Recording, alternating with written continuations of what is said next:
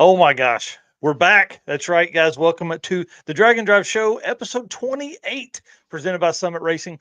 We have a great show this week. Devin Vanderhoof and Jay Blanchard are on tonight to talk about wiring, plumbing of cars, tips and tricks for drag and drive racers and co-pilots. And we're obviously going to talk about all of their drag and drive adventures they've had this year and what they have coming up. We're going to talk about event updates that are coming up here in just a minute. And then also, we're going to talk about what's been going on Instagram. But first, let's get this thing started.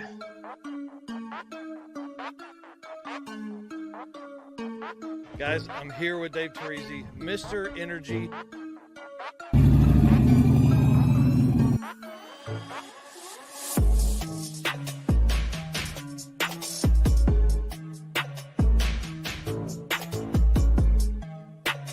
Oh, yeah, I'm psyched to be here. Thanks for having me. And I'm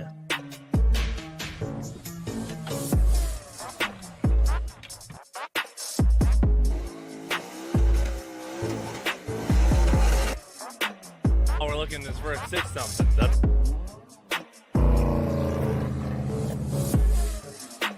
excited you're here. It's going to be a ton of fun. Great weather. What's going on, guys? Thank you so much for having me. I'm really excited about this right here.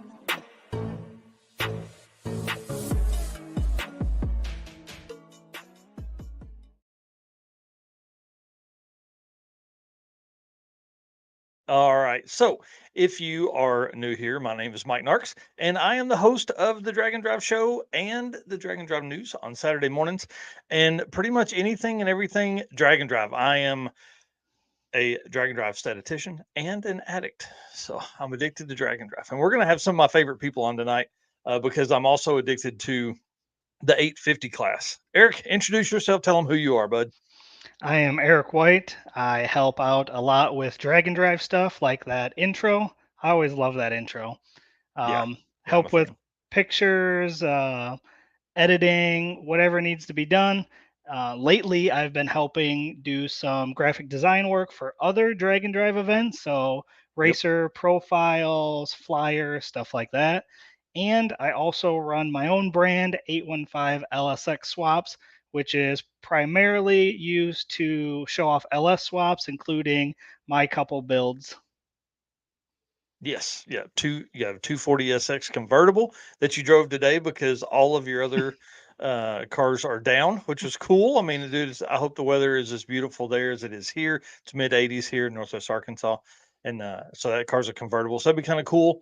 Well, dude, let's jump into it because Jay is already backstage and I want to get to these guests tonight. I will warn you guys, we are going to go probably a little long tonight. We have with Devin and Jay here. I really want to dig deep.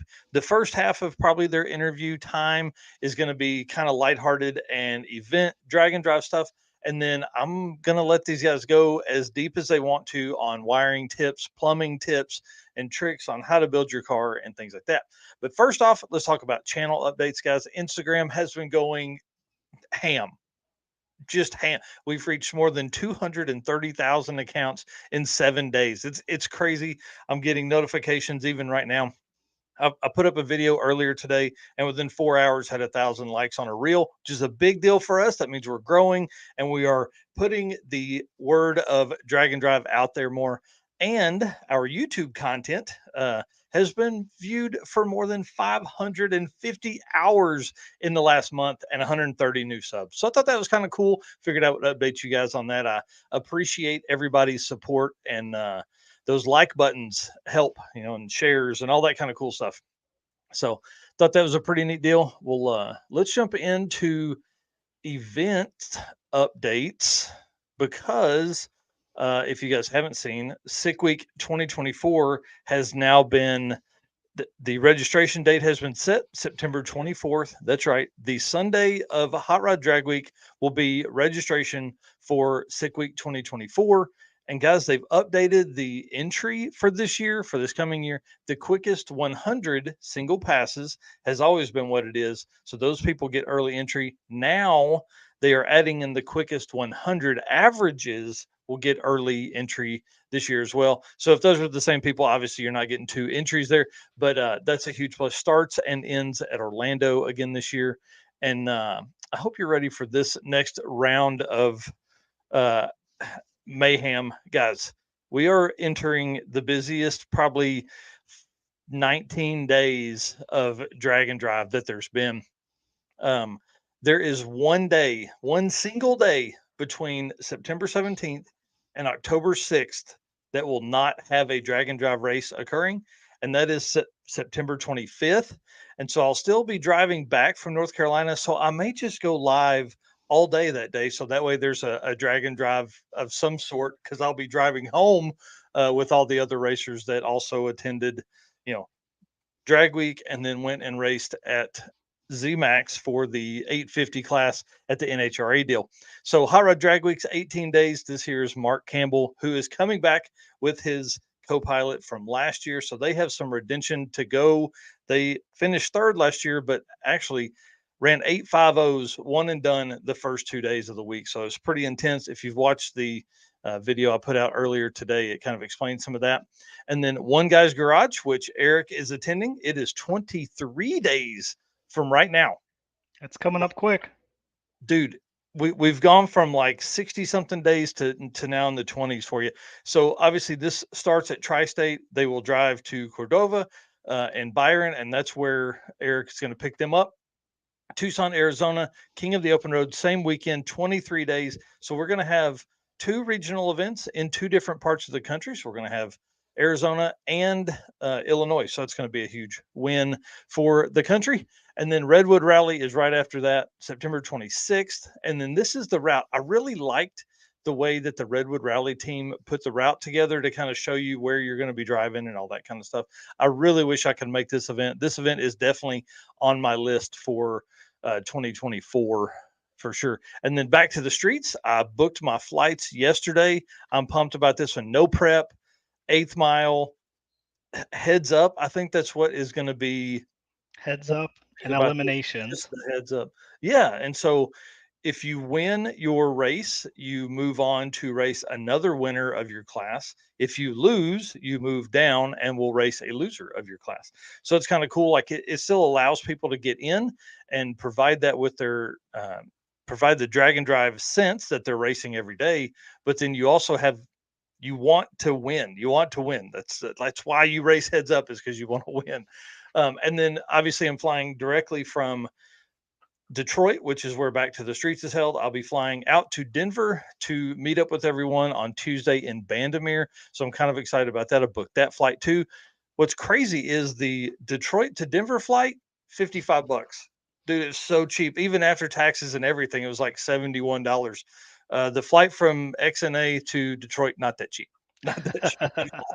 So race week, I'll be out there. My plan is to jump in with a racer or someone that will let me ride along during the week and gather content the rest of the week, and then ride home with my brother to get back to the house. Oh, we can't talk about that yet.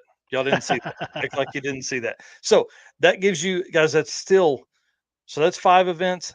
There are still 6 events after that. That means that we have 11 events left still in the 2023 season. Like that was how many events were total in the 2022 season. And we thought that was a bunch. Well, that ain't jack nothing compared to right now. So what I had pulled up there, I'm excited to announce the Drag and Drive World Champion. Obviously, we are working with some sponsors and things my goal is to have the first ever Drag and Drive World Champion to race for as little money spent as possible. And so I reached out to, obviously Devin's on tonight, so I called him to make sure that we could at least have a spot, because I want to provide entry for the Drag and Drive World Champion, right? So I want them to be able to race at any of the races they want to. You know, they're going to have 3 that they'll probably have to race at to win it.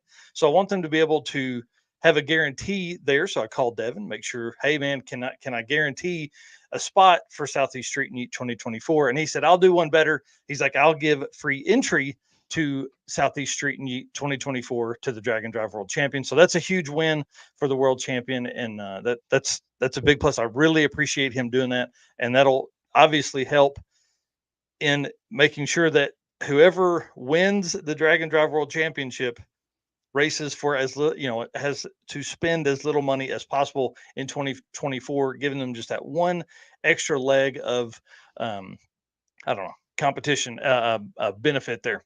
So I've had several conversations with racers about the Drag and Drive World Championship. Guys, there are a lot of guys that are doing the math behind the scenes to figure out what they need to run, where they need to run, and we're going to really, this Hot Rod Drag Week is going to change the game for the championship, and by the end of race week, we could really be looking at, I don't know, the last eligible event could be Southeast Street Yeet 2023. And so you start talking about something maybe you've missed, that could be a problem for a lot of guys. If you're not where you need to be by the time you get through with race week, Devin's going to have a big run of people that are going to be coming to him trying to get in there. So, well, before we do that, one thing we can obviously say about all of this is that it takes sponsorships, and we certainly appreciate everybody that has come on board with us and helped us do this. So let's thank Molly Motorsports right now. Molly Motorsports is the official piston of DragAndDrive.com. Molly's Power Pack piston is the perfect candidate for your drag and drive car. Molly Motorsports competes in drag and drive events and supports our community. Project manager Eric Grillo raced a 10-second stick shift Nova at Hot Rod Drag Week 2022. He's also competed in Rocky Mountain Race Week last year with his C10 truck. Visit mollymotorsports.com for the most recent line of products. All right, guys. Thanks, Molly, for coming on. We appreciate that. And I want to say thanks to all of our race car friends. You can see everybody listed here. These are our sponsors for the channel, obviously. But, guys, they wouldn't be here without you guys. So we certainly appreciate everybody that has been around since the beginning. And welcome to all the new folks. We do this every week. A live stream, at least the show, and most likely every week the news. So I want to say thanks to you guys. Couple comments here I was going to bring up. Yeah. How was your voice after St. Louis? Dude, it's taken all week it's taken since then to get better. There was 2 days where I didn't say 10 words, I don't think. And then we got Ken White here. He said he made a weekday show, but it is 1 a.m. where he's at. Dude, that's awesome. Thanks Glad for to see tuning him in here. Yeah, for sure. We've got a Facebook user saying seeing you at 2.0. So do you want to give them the reminder about the Facebook user? Oh, yeah, for sure. So that means that you are in the Drag and Drive Addiction Facebook group. So if you haven't joined that, go on ahead and jump over there and join that. But in that group, you need to scroll down and allow StreamYard permission to use your name on the thing. You have to do it every time. Sadly, I don't know why, but hey, that's something they probably have set up with Facebook. So anyways, we're almost 13,000 people there. Our growth there has stalled just a little bit. We're at 12,870 or something like that. So nice. Pretty awesome. It's growing too. I mean, everything we're doing seems to be working at least relatively well. All right. Well, we're all caught up on comments, so perfect. Well, let's jump into the Found on Summit Racing, guys. I'm in this all the time, looking for interesting and neat pieces for the cars we build at my brother's shop, and then also my own projects. They're a huge part of the Drag and Drive community and are a big part of our brand. Obviously, the Drag and Drive show and news are both brought to you by Summit Racing. And so anytime you're looking for parts, make sure you're jumping on summitracing.com and try and find the deal there. I will say I found 2 deals that I thought were pretty interesting, because obviously a lot of the times I'm looking for Drag and Drive related stuff. So the first setup here is I'm going to call that a notch head wrench insert set, $40. What caught my attention is that there are a lot of different sets within this. So you can have like metric and standard and all kinds of stuff, right? So you can run through here, but they also have an AN set in this. So I thought this was a great way to, I don't know, bring an extra set of tools or wrenches within your pack, but these are all like a polycarbonate kind of material. I don't even know. And thought that would be a good way to maybe save some weight, and then also give you some more opportunity there for to carry what you maybe don't need all the time, but mainly for the weight savings. And then, of course, guys, we talked all the time about safety, Stroud Safety Fire Suppression System. I thought this was a pretty decent deal, $550. It's got 3 nozzles and then a 5-pound bottle that comes with it. So again, anytime you can keep your car in good shape and not let it burn to the ground, that's what we want to do. So at least put a fire extinguisher in your car that's easy to reach. So in case something bad does happen, you can reach in there and take care of that very easily. Or if it's not your car, maybe it's someone else's, and you want to be there and have that ability to put out the fire for them. So anyways, that's my found on summitracing.com for this week. I want to say again, thanks to them for being a part of the brand and having a little faith in us. So. And we might have some new items next week to show off. Oh man, I'm so excited. There's a new Drag and Drive Addiction hat, and obviously you guys saw the T-shirt the other day or 2 weeks ago. I think we put it in with Tommy's car on the back, and then Brian Havlick's 55 on the back as well. So that's kind of exciting to have all that. I love that they are investing as much in this as they can. It's so cool to see that from a brand, especially with as many events as they go to. All right, enough of my blabbering. I had planned to bring these guys on about 7:30, or about 30 minutes in, but I blew through all that stuff, and I'm glad they're both here because I'm excited about this conversation. The 2 guys for tonight are, like I said earlier, they are longtime Drag and Drive fans. Devin's really dove into Drag and Drive this year. He's paid a lot and has entered a lot of these events, but didn't necessarily get a chance to participate, and he'll be able to tell that story here in just a little bit. But Devin Vanderhoof owns HCR Innovations, won Sick Week 2023 Rowdy Radio class with a record-setting 4.644 average. That was driven by Jordan Tuck. It's the quickest 8th mile class average ever of any 8th mile event. I don't say that 7 times fast. We're kind of getting into these micro records, I feel like, but like that really is what it takes, right? And that's on a 235 tire. And then I can't remember who drove. Oh, Josh Davis drove the car for Six Summer and won the unlimited class on a 275 tire with a 717 average. And I think, and we'll know here in a minute, but that's the quickest ET average on a 275 in Drag and Drive history. And then Jay Blanchard owns J Wire Solutions, and he is part of a team that is a huge 850 class racer. So the Nova that him and Brian Acton race is badass. I love it. They really are some of my favorite people within this community.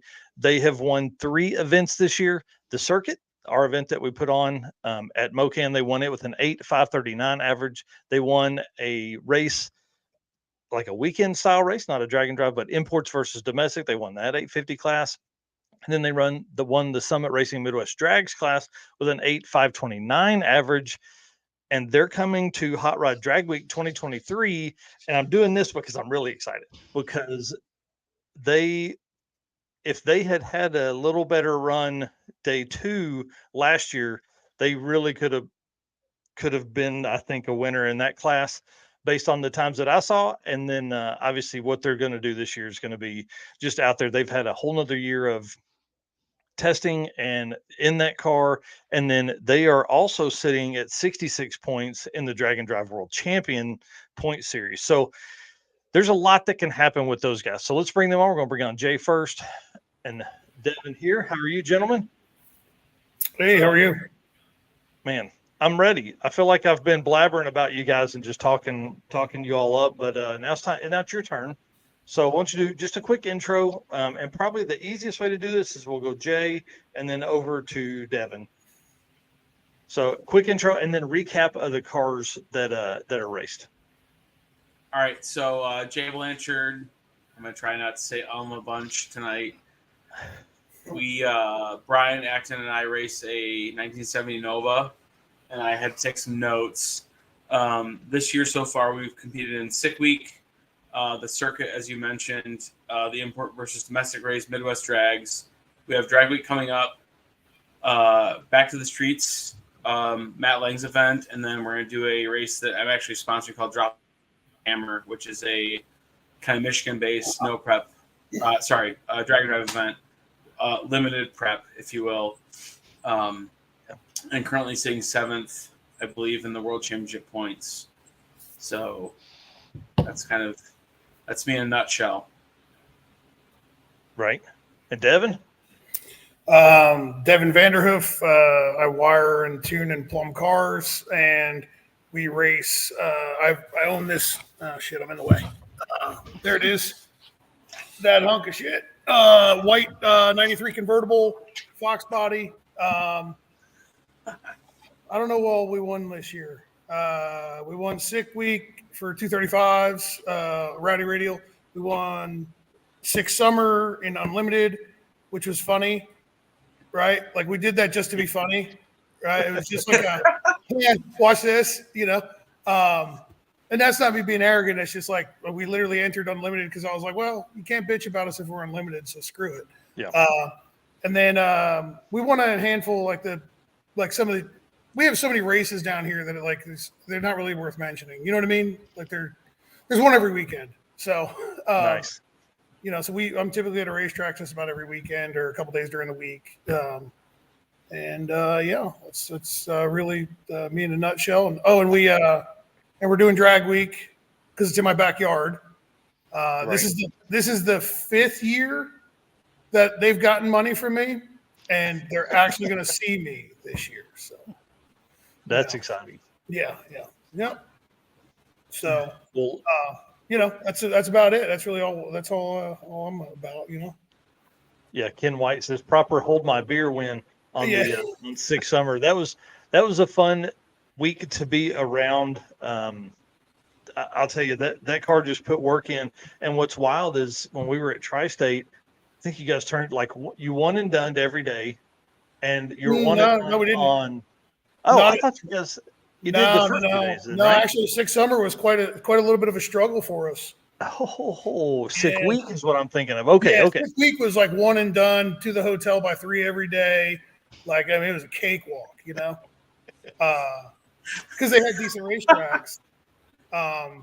Honestly, we got done with Sick Week, and I was like, what is everybody bitching about? This is easy. Jay's shaking his head. Try class racing, Devin. Yeah. Well, you're like the hardest class. So y'all are nuts. I don't know how you do it. I couldn't do it. I just couldn't handle being that close, but then so far away. You know what I mean? Yeah. And that's what I think. That's why I like that class so much, is because there's so many times where guys are literally, there's a 48, a 49, a 49, a 48 ran in the same day.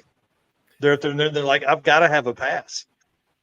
It's one of the best classes to pay attention to.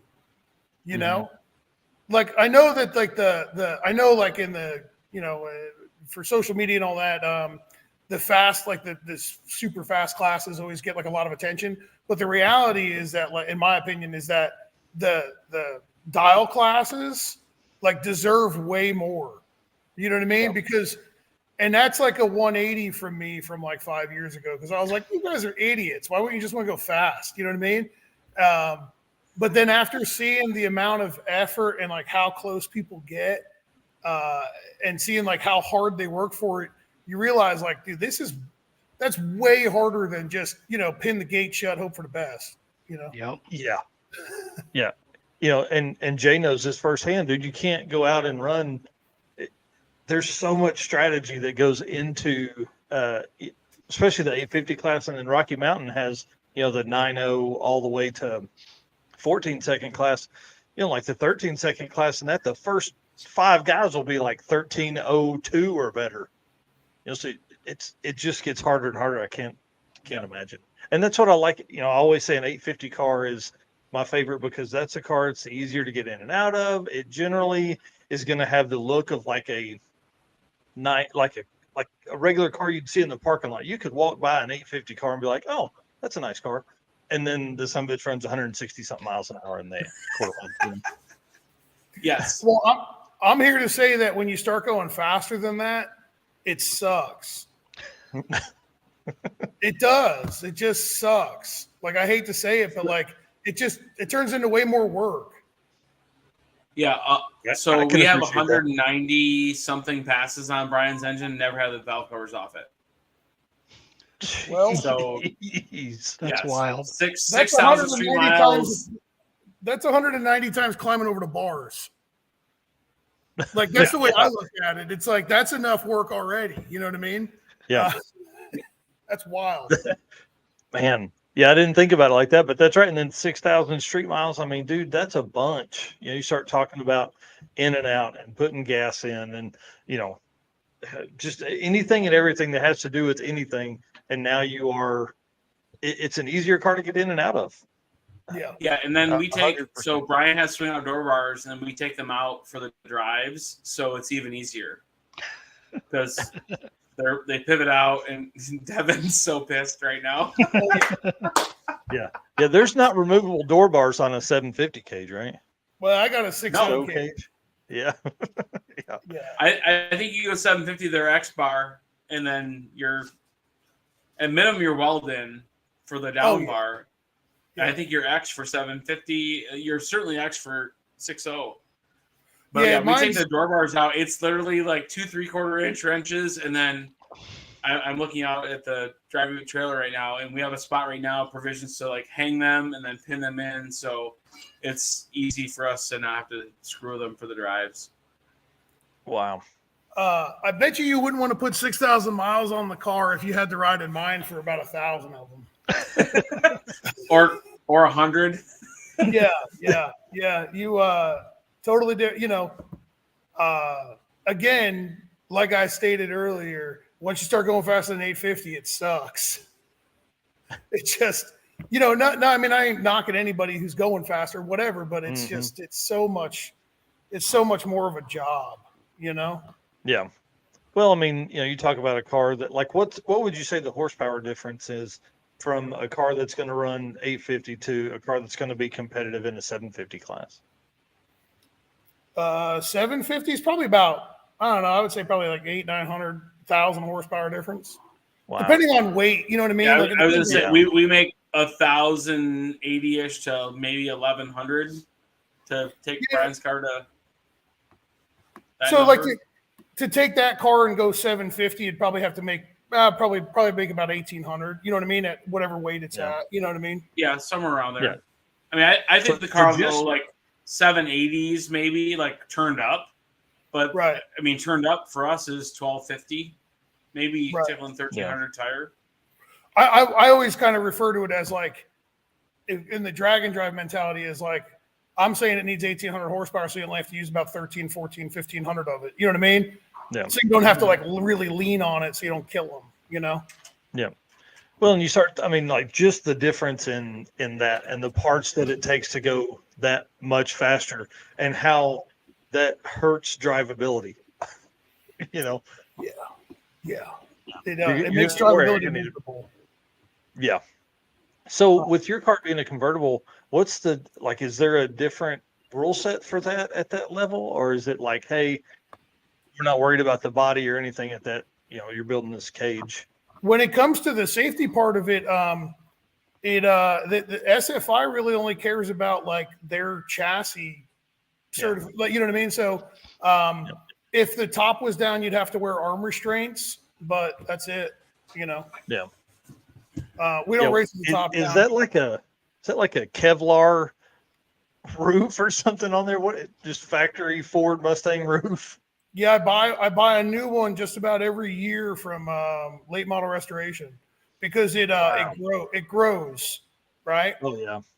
You know, it gets a little bit bigger every time we go race it. I have to like adjust. Like when we went to Sick Week, it didn't really do anything because we only went like 170 because we were only running 8th mile. But when we went to Sick Summer, we went like 218, and we got home and like I'm looking over the car and like all the back of all the convertible top stuff in the back is all like real baggy. I was like, oh, Nice. I guess we gained an inch or so. You know what I mean? So Yeah, yeah. You guys were fastest mile an hour of the event as well, right? yeah. That's because those big stupid floppy tires don't know how to back half. I mean, it's not my fault. You know what I mean? They sell radials every day. You know? Yeah. Yep. Well, do you think at some point we'll see the unlimited class go to an 1/8 mile setup, or do you think they'll keep running quarter mile, like in the national big events like that? You guys would probably know better than me. I would hope so, but probably not. Yeah. You know, probably Yeah, not. I think the allure to like a lot of the people that are in the drag and drive world is to see quarter mile times. They want to. That's what they relate to. You know. And from from any racer's standpoint, like doesn't really matter. When you start getting really fast, you get to the point where you're like, well, we should probably slow down. You know what I mean? And like if you just cut like that second half of the track off, you just be like, oh, okay, we're fine now. You know? Yeah. I'm not a fan of quarter mile, but we have to do it. You know? Yeah, that's for sure. Again, trying to compete with or trying to let everybody, I guess, build that's one thing we need is more spectators. We need more spectators to come out. And that's probably the hardest part about drag and drive stuff is we're there on a Tuesday afternoon, or Tuesday morning somewhere. There's people have to, you're only going to get hardcore drag race fans to be out Tuesday morning at 10 a.m. to watch drag racing. Unless you're at Great Lakes Dragway. Jay, you were at Six Summer, right? Nope. Oh, you weren't? Oh. Dude, that place was insane. That was out of control. They were turning people away by like 11 o'clock in the morning. Wow. I'm finding some connectivity issues, but Robert just posted about Byron. I was enamored the 2 years I've been to Byron, and it's the same deal. We're literally we're rolling in, and spectators are rolling in at the same time, and I'm like, the stands are packed. It blows. It's a Wednesday, and people have taken the day off from work to go watch drag racing. It's phenomenal. Well, I'm telling you, at Great Lakes, I don't think anybody in that whole state works. Because that place it was elbow to elbow, standing room only everywhere. I mean, it was insane. Yeah, it was a fun track to be at, and the way the burnout box kind of comes up, and then you're up on the track. Yeah, it was pretty. That was a neat track. Tons of spectators. Yeah, Great Lakes used to do a big no prep event, and now that hasn't been there in a few years. So whenever something like this comes around, everybody wants to come out and watch. Yeah, it was really cool. I had a good time there. Well, but what do you guys? I mean, what's something that you guys contribute to your success this year? Like, what has, I don't know, put you guys over the top? I mean, Jay and Brian has won several events. You've won several events. I mean, what gets you there? Jay, you want to go first? Hey, Mike, I'm gonna interrupt you for a second. So patch me out for a second. I gotta connect. Oh, he's gone. He gone. Well, I'll answer that.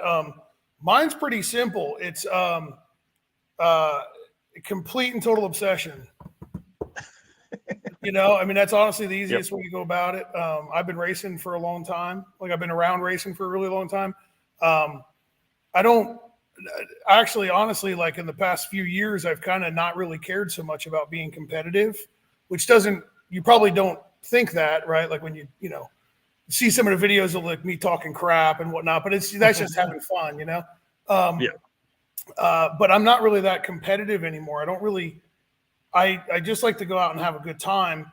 But with that said, in an effort to have a good time, in my opinion, is that you kind of need to have a semi bad time when you're getting ready to go out, have a good time. You know what I'm saying? Okay. So you have to work really hard to prepare for it so that you do have a good time. Yeah. You read all the stories and you hear all the stories from people that are like, oh, we're on the side of the road changing a transmission. We had a blast. You know where you would have had a better time? Like in the hotel parking lot eating tacos and like BSing than you would have if you didn't have, you know what I mean? Yeah. And that's my that was my thought, you know. Well, that and the biggest part for what we see, because I mean, dude, we watch every time there's a drag and drive, we see it. The attrition rate. If folks weren't thrashing to get their car ready, they would finish a lot more. Mm-hmm. And a lot of times, what it ends up being is people enjoy telling the story of the thrash, and then you get there and, oh man, my shit broke. Okay. Well, so it's not what you should have done. I think that it like when you go through one of them, like, you know, you go through a drag and drive and it's like trouble free, right? Mm-hmm. And you're like actually trying to push yourself, right? Like trying to go faster and faster, and you know what I mean? And it's trouble free. You go home from that and you think, well, what did I do right? What did I do wrong? What can I do better? Mm-hmm. And I'm big on like taking notes, you know, on my phone or paperwork or whatever. And like I jot stuff down throughout the week, and I'm like, I won't do that again. Oh, I won't do this again. You know, so when I come home, I can kind of have a game plan for the next one. And in my opinion, like when I see the guys thrashing with like a week or two left to go before they're like, right now, I'm nervous because the front clip is off my car. And like, which isn't a big, it takes 7 minutes to put back on, but the radiator and fans and all that kind of stuff is out of it. The reason why is because I sent them off to my powder coater guy to have it done in black, because when you look through the hole in my front bumper, you see silver, and I didn't like that. Yeah. It has nothing to do with there's a problem. It's just, but I'm nervous because I'm 2 weeks or however many weeks away from getting to Darlington, which again is only a 2-hour ride for me. But I'm like, man, I don't know if I've been prepared enough for this, you know? So, and then I see like I see the post. I mean, everybody sees the post all the time where it's like, oh, I don't even have an engine yet. And I'm like, oh, okay. You're going to have probably a really rough time, you know? Yeah. Because it takes miles to get the bugs worked out. It takes miles to get that stuff worked out. Yeah, and we talk about it all the time. It's like hook up your trailer, go to your local track, unpack your trailer, race, pack your trailer back up, you know, and drive it. That's the only way you're going to find out what's going to fail. And then the longer you have a car, you know, the people that are building a new car every year, you're not as familiar with it. So the longer you have the car, you can upgrade stuff slowly, and then you don't have to worry about thrashing and putting something together last minute to make it. I can tell you, like with my own car and like my customers, I have a customer who's going to be at Drag Week. His name's Alan Whitaker. He's actually become a good friend now. He's got that beautiful green Monte Carlo. I don't know if you guys saw that car's coming. Yeah. So dude, that car is so nice. Oh, it's beautiful. We wired that car, we plumbed that car, and I tuned that car. Alan is an amazing person. He's a different breed of person than I've ever found. Right? I've never met anybody else like Alan, which is awesome. It's fun to deal with somebody like that. But we were talking about prep, and Alan, we got his car done, I don't know, maybe a month and a half ago or something like that. He has been at a racetrack every weekend testing. Yep. He's been driving it up and down the highway. He's been hooking his trailer up. He's been doing maintenance on every little nook and cranny. The transmission's been out of it 4 times because we've been trying different converters, because that's actually a really difficult combination to tune. It's actually the hardest combination I've ever had to tune in my life. Wow. Just because of its weight, gearing, lack of power below 5,000 RPM. And you know what I mean? Like, it's a combination for disaster. But he's been like busting ass. And I don't know what his real opinion would be, but I would assume that if he can just show up on day one, make a pass, and even if he just drove an hour from the track and something broke, he would probably still be thrilled. Yeah. Obviously the goal is to make the whole thing, but like he would still be thrilled. But he's been like busting his ass prepping for it. So to me, it's crazy that some people are like, yeah, we got 6 days. Let's go find a car to build. It's like, what? Yeah. Why? What are you talking about? Right. I want to pause real quick because Red Hat Scotty. So he said the funnest week we've had was the same one where they put the motor in the car in the parking lot. Lack of sleep taught him so much, right? ahead of that, that car was done and ready. Like he had been driving it, he had it on several events, and that car was sorted. And then I don't know. He's told the story, and I don't remember what happened. But the old setup let go, and they had to get a new engine. So I mean, like, while yes, the Thrash is cool once you're there. I think the more time you can spend ahead of time, the better. Well, like so that instance where he hurt a motor, right? Okay, they changed the engine, which is like more than I would do, right? Like I'm not doing it, right? More power to you, dude. Like, I mean, I'm proud of you, but I'm just not there anymore in life. But now if he put a motor in the car and it was brand new in the parking lot and drove 30 miles and then the brakes failed, and then he drove another 30 miles and he broke an axle, and then he drove another 30 miles and then it started overheating, that's not a fun week anymore.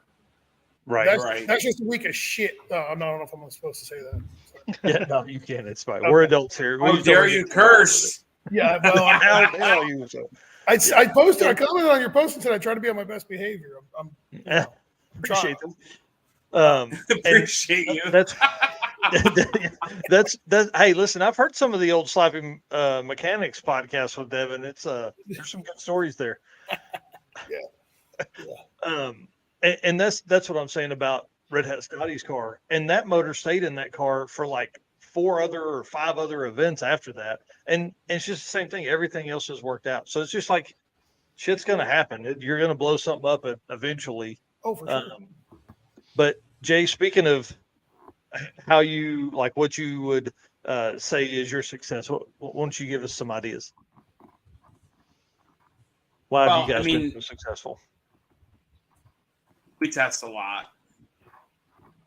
That is that's 101.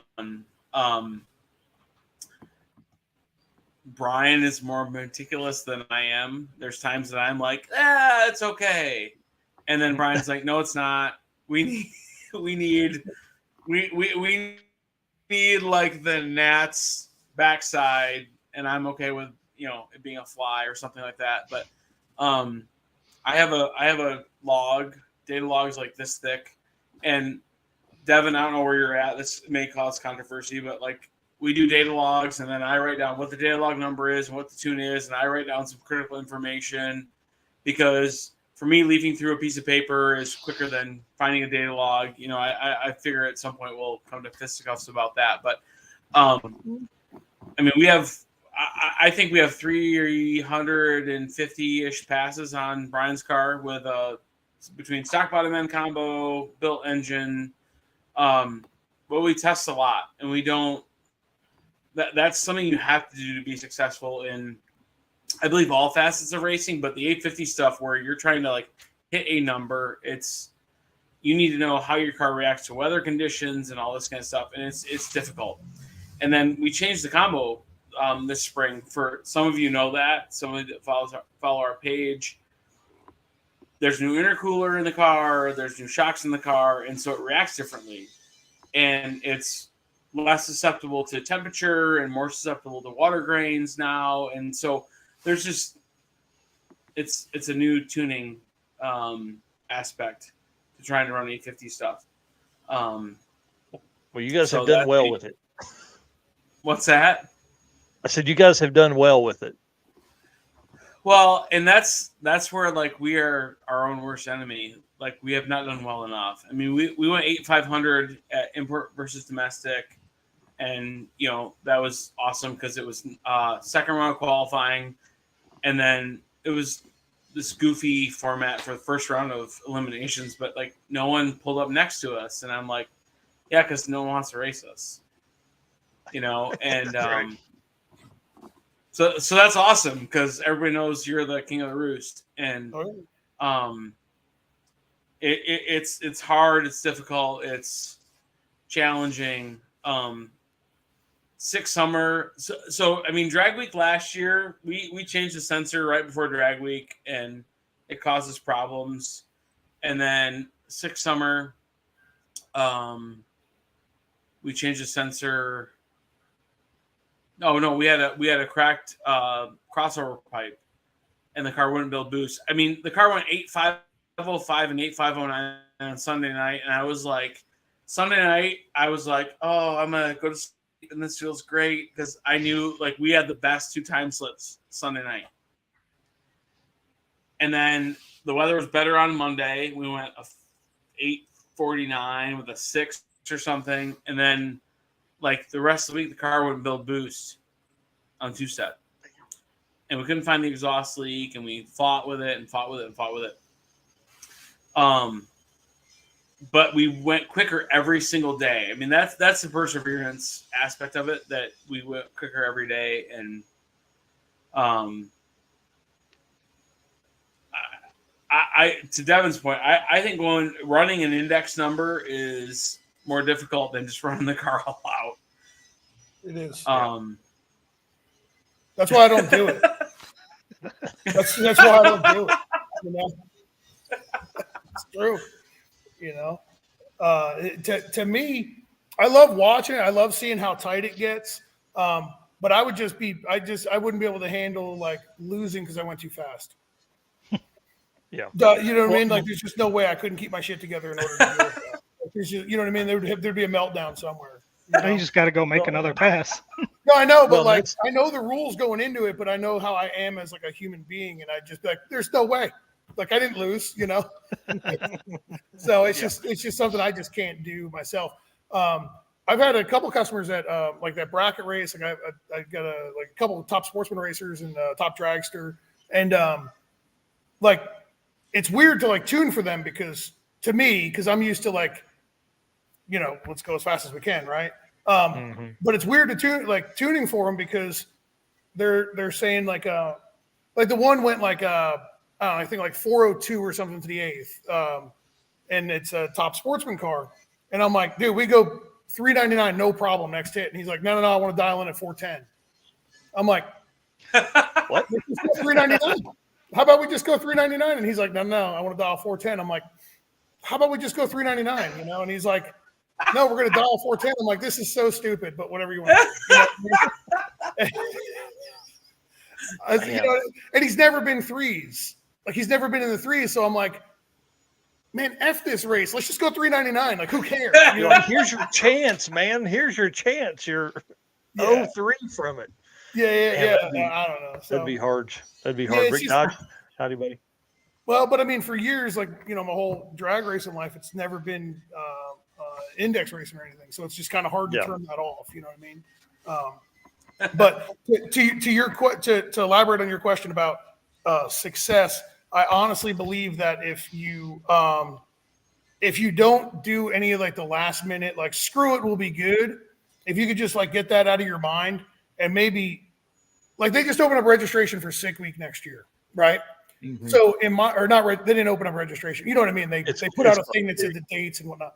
So like in my mind, if I was just getting into this, which I hope a lot of people are, if I was just getting into this and I was like, I want to do an event, right? And if you had in your mind that you really wanted to do Sick Week, my opinion, we've got like a little over 4 months, right? Or like or a little over 3 months, right? Whatever it is. 5. No, January. It's the end of January, so I mean, so a little over 4 months, right? Yeah. So a little over 4 months.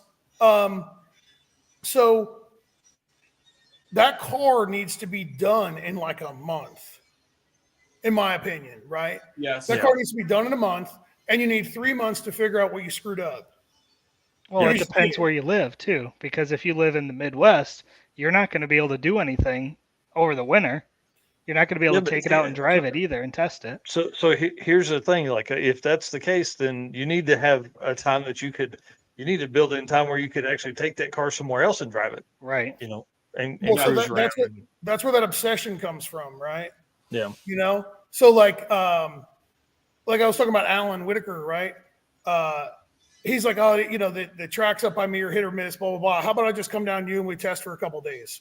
And I'm like, there's 95 outside and like 9,000% humidity. It's miserable. Like, you don't want to come here, you know? Yeah. And he's like, no, he doesn't care. Yeah. Well, it's actually what's weird is like when we were up at Six Summer, the air sucked. Like it was, I mean, in my opinion, it sucked. It was like, you know, 3,500, 4,000 feet the whole week. And Here it's like 2,500 to 3,000 foot, even when it's like really crappy outside. You know what I mean? Wow. So it was just surprising that the air, and again, I'm not probably the best person to ask this because like I was surprised at how many people actually lived in Iowa, you know, so, you know, like I'm not really cultured when it comes to, you know, all around the country. So, but the air was tough up there, but he's like completely 100% dedicated to like trying to do as much as he possibly can to be successful. And with that, you also have to understand that like, just because you put forth a boatload of effort doesn't mean that you deserve to be successful. Yeah. You know what I mean? You're not entitled to it, you know? Like you may have given it 95%, but like, you know, somebody else gave it 110. Yeah. So, you know, like the 850 stuff, like, you know, you kill yourself to go 8500, right? Yeah. If there's a guy out there who runs 859 every pass, he may go into an 850 class upset that he just placed 38th or whatever, right? Yeah. There's no reason for him to be upset. He should look at that. You know what I mean? He shouldn't be upset. He should be looking at the standings and go, huh, what did those guys do that I didn't, you know, and learn from them or learn from his mistakes. So yeah, and that's what I like about the 850 stuff is like looking back, like even in the video I just did, I'm like, oh man, 53 and 50, 56 and all that, but that's still very, very close. You know, there were guys in the 850 class running 9-teens, you know, not 30s. Yeah. Yeah. So I want to go back to the air that you were talking about. So people that maybe are listening later, can you kind of explain what you're talking about with the good air, bad air, and how that affects one of the cars? For 850, that'd be Jay. Yeah, just in general, how the air quality will affect, you know, what your car does. With mine, the worse the air is, the worse the car runs. The way the easiest way to describe it is if you're standing outside and you're miserable, the engine's miserable, right? That's fair. It's easiest because like if you're just standing there, like you didn't do anything, right? You're just standing there sweating. The engine isn't going to fire up and be like, "Oh, this is great." You know what I mean? It's ingesting the same crap that you're standing in. You know. Nice. Last weekend, we went to a local track to make a test hit, and there was a guy there, local guy that I know, whatever. He doesn't do drag and drive, but he texted one of my buddies and said, "Hey, can you ask Devin to come down here and help us get this thing to spool?" And I was like, so I got on my golf cart and I was driving down there. My employee was with me, and like him and I were riding down on the golf cart. And I said, "This thing ain't gonna spool." He's like, "Why?" I said, "Because if it had a tough time to spool when the air wasn't terrible, it's never going to do it now." Because so that's really the easiest way to look at it. Like with a turbo car is how does it spool up? You know, if you put it on the chip in January and it goes to the chip in like 3/4 of a second, that's great. But don't anticipate that in August, you know, because there's a good chance it's not going to happen. So the same thing I'm sure Jay deals with 850 racing. Like if you were to go race in January, it's a lot different than, you know. Is that correct? Then what we're fixing to get into. Yeah, totally. How do you think the weather's going to be for drag week? Are we going to see some? I mean, I hate to say record stuff because everything is so deep there already. But I mean, do you think we're gonna have some great air? And obviously, we're gonna have some great tracks. I mean, that's your backyard. You're gonna know that stuff too. Yeah, air's gonna suck. Air's gonna suck. Thanks, Devin. All right, noted. It's gonna suck. Sorry. I mean, well, and so Midwest drags for us. I mean, the air on the last day was dog shit. And sorry, I cursed.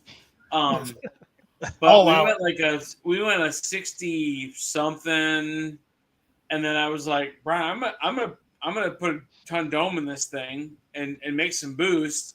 And the car went like 8509 on the last day, and I was like, yeah, there's the exclamation point. But it took way more dome pressure. It took way more boost than what we tend to run in that condition to make. At the end of the day, the car needs to make 1,050 tire horsepower. And when the air is shit, it doesn't make that horsepower number. I mean that's it. I mean that's 1,050 to 1,080 tire in a 3,200 pound car. That's what Disco 850.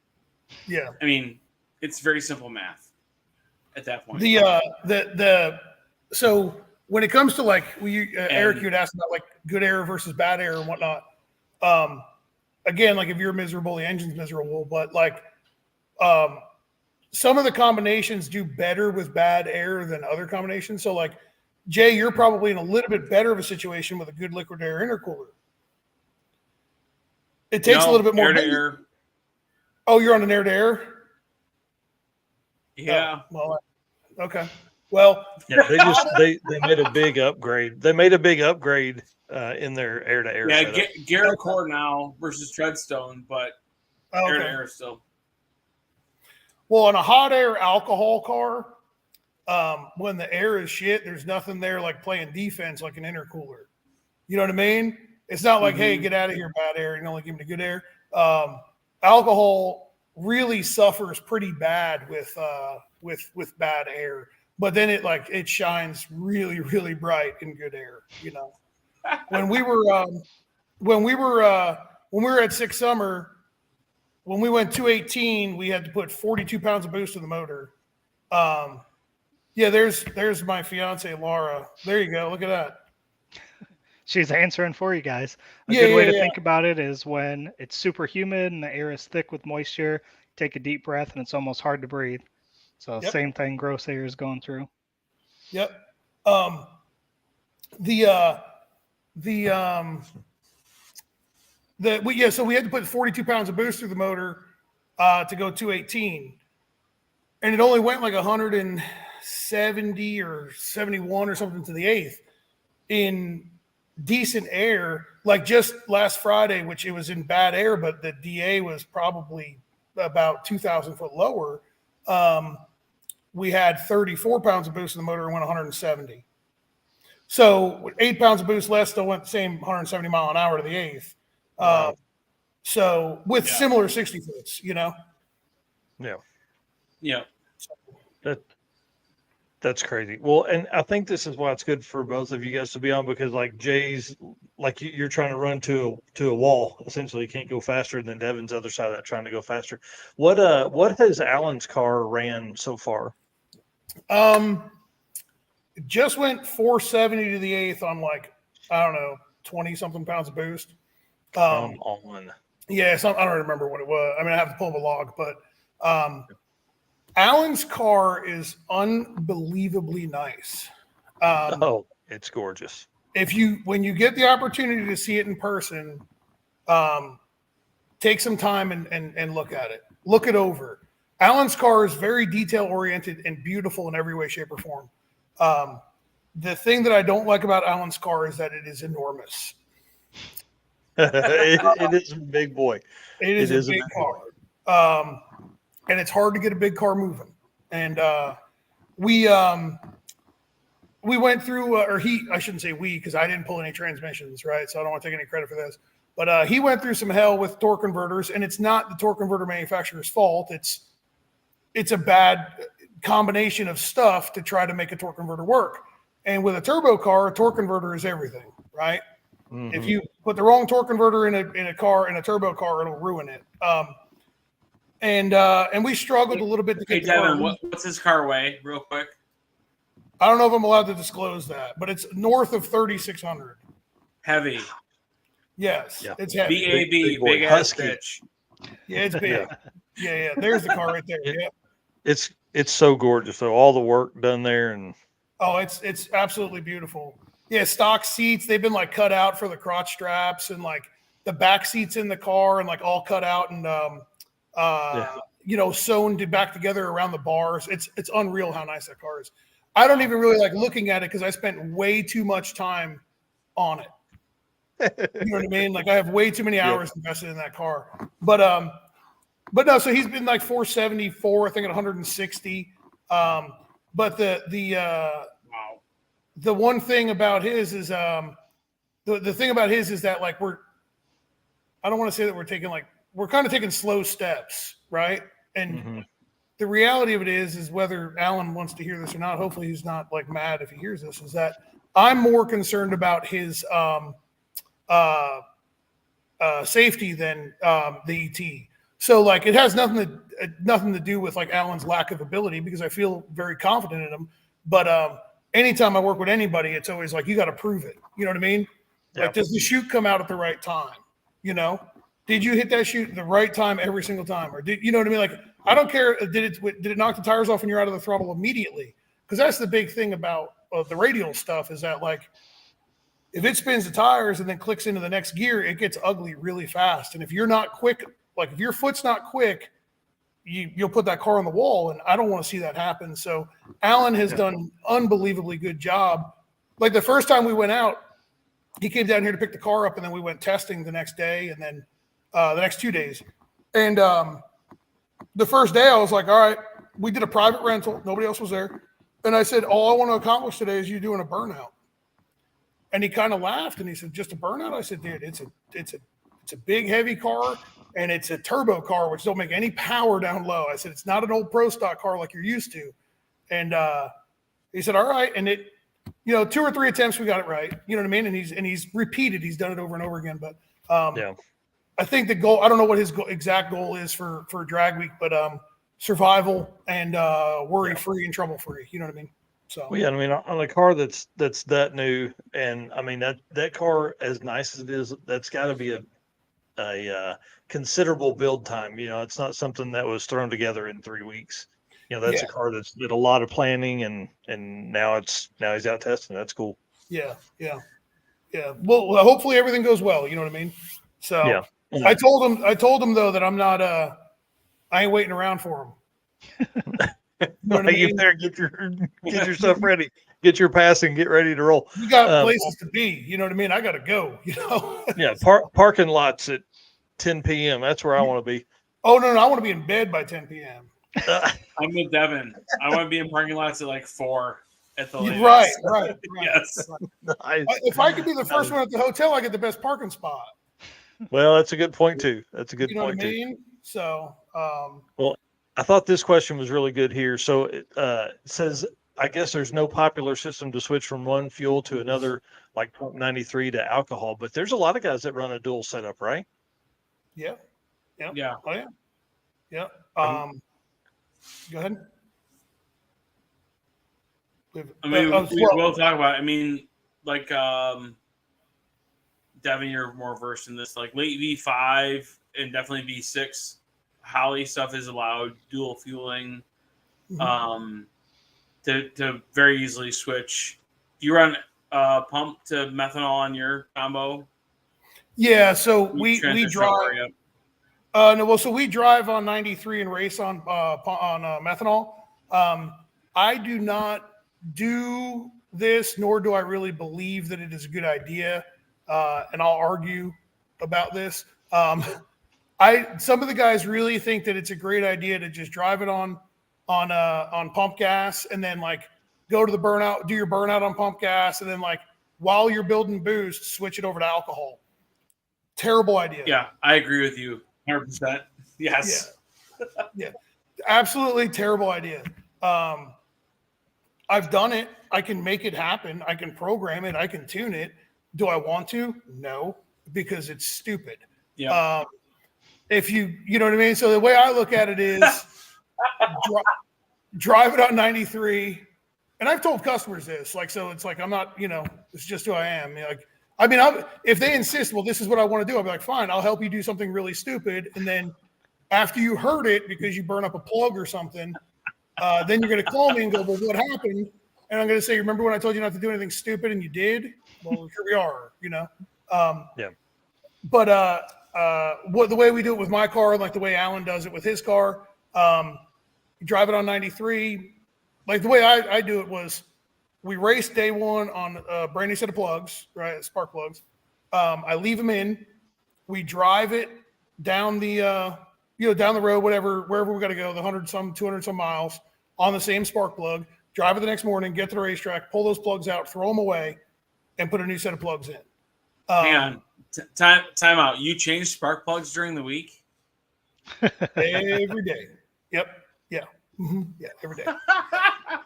This is my like 850 jab, versus the. Yeah. I know. Oh, I know. You make more than one pass a day? Yeah, like 8. Yeah. See. Yeah.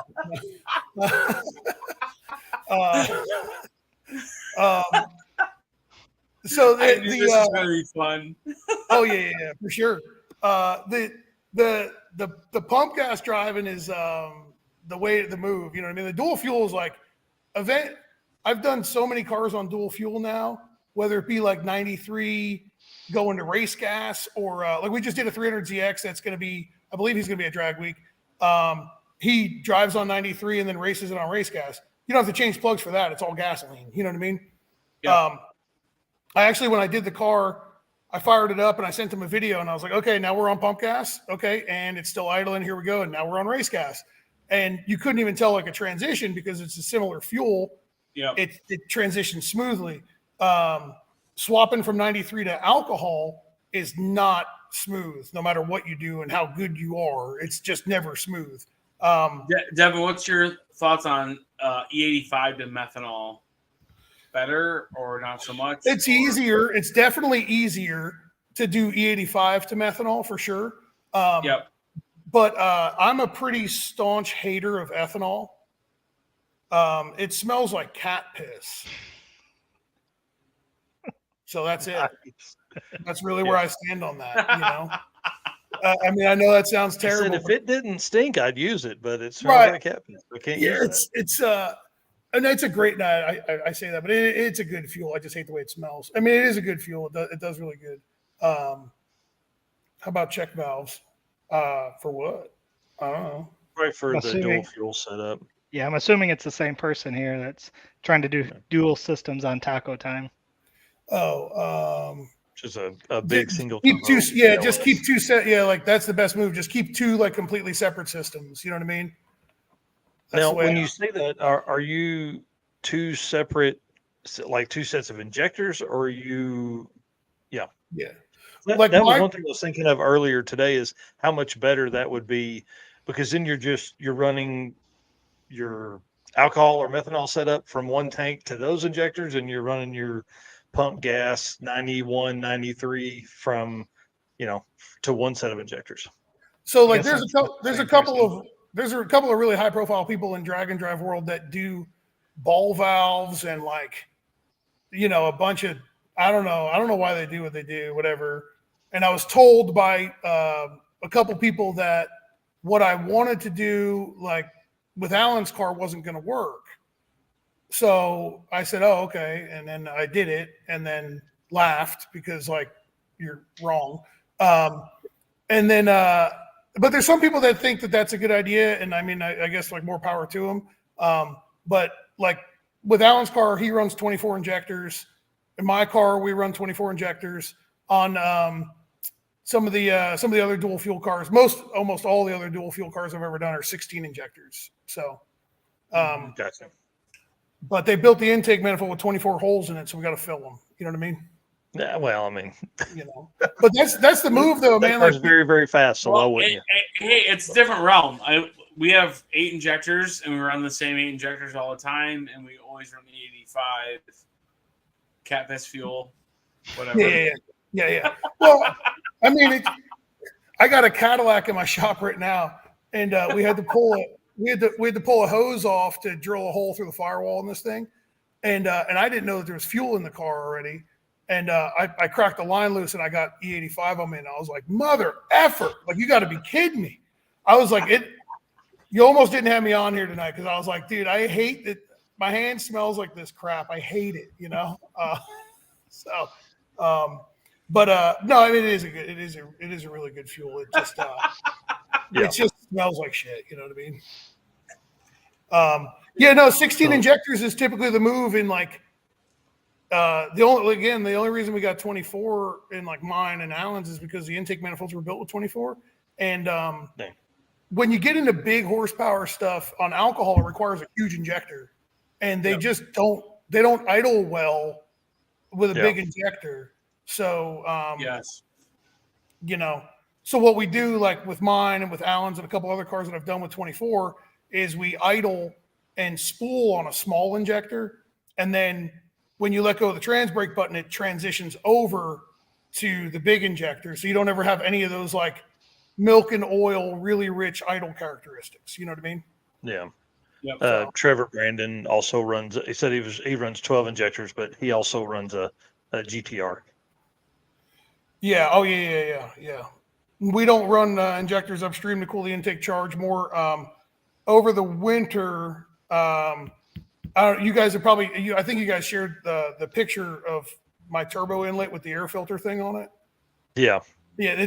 So what we're going to do is weld bungs into that little air filter thing, and throw two 800 pound per hour injectors there, and just hose that thing down with alcohol, and see what. That's the beauty of alcohol, like the stuff that you race on, not that you drink. The more the merrier. Actually, it's the same for both. Yeah. Yeah. Most of the time. Yeah. But no, for like the vast majority of people out there, especially the ones that are watching this, if you can deal with the smell of E85, it's the best fuel you can do for drag and drive. Like it is. You can get it just about everywhere usually. Although, Jay, did you check the map down by me? It sucks. Yep. Yeah, those poor stations are going to get overrun. So let's stay on injectors for a second, because I want to, Jay, like what size do you guys use? And then is it like, how do you, I don't know, like with the power level you're making, what size injectors are you guys running? And then I guess can you idle that thing down? And I mean, obviously the car drives fine because you put 6,000 miles on it, but how do you so we were on FID 2000s from Fuel Injector Dynamics. Tom Sewell. I mean, most people in the world know Tom, and the off times, or I guess the on times, are ridiculously low. They work great. They idle low.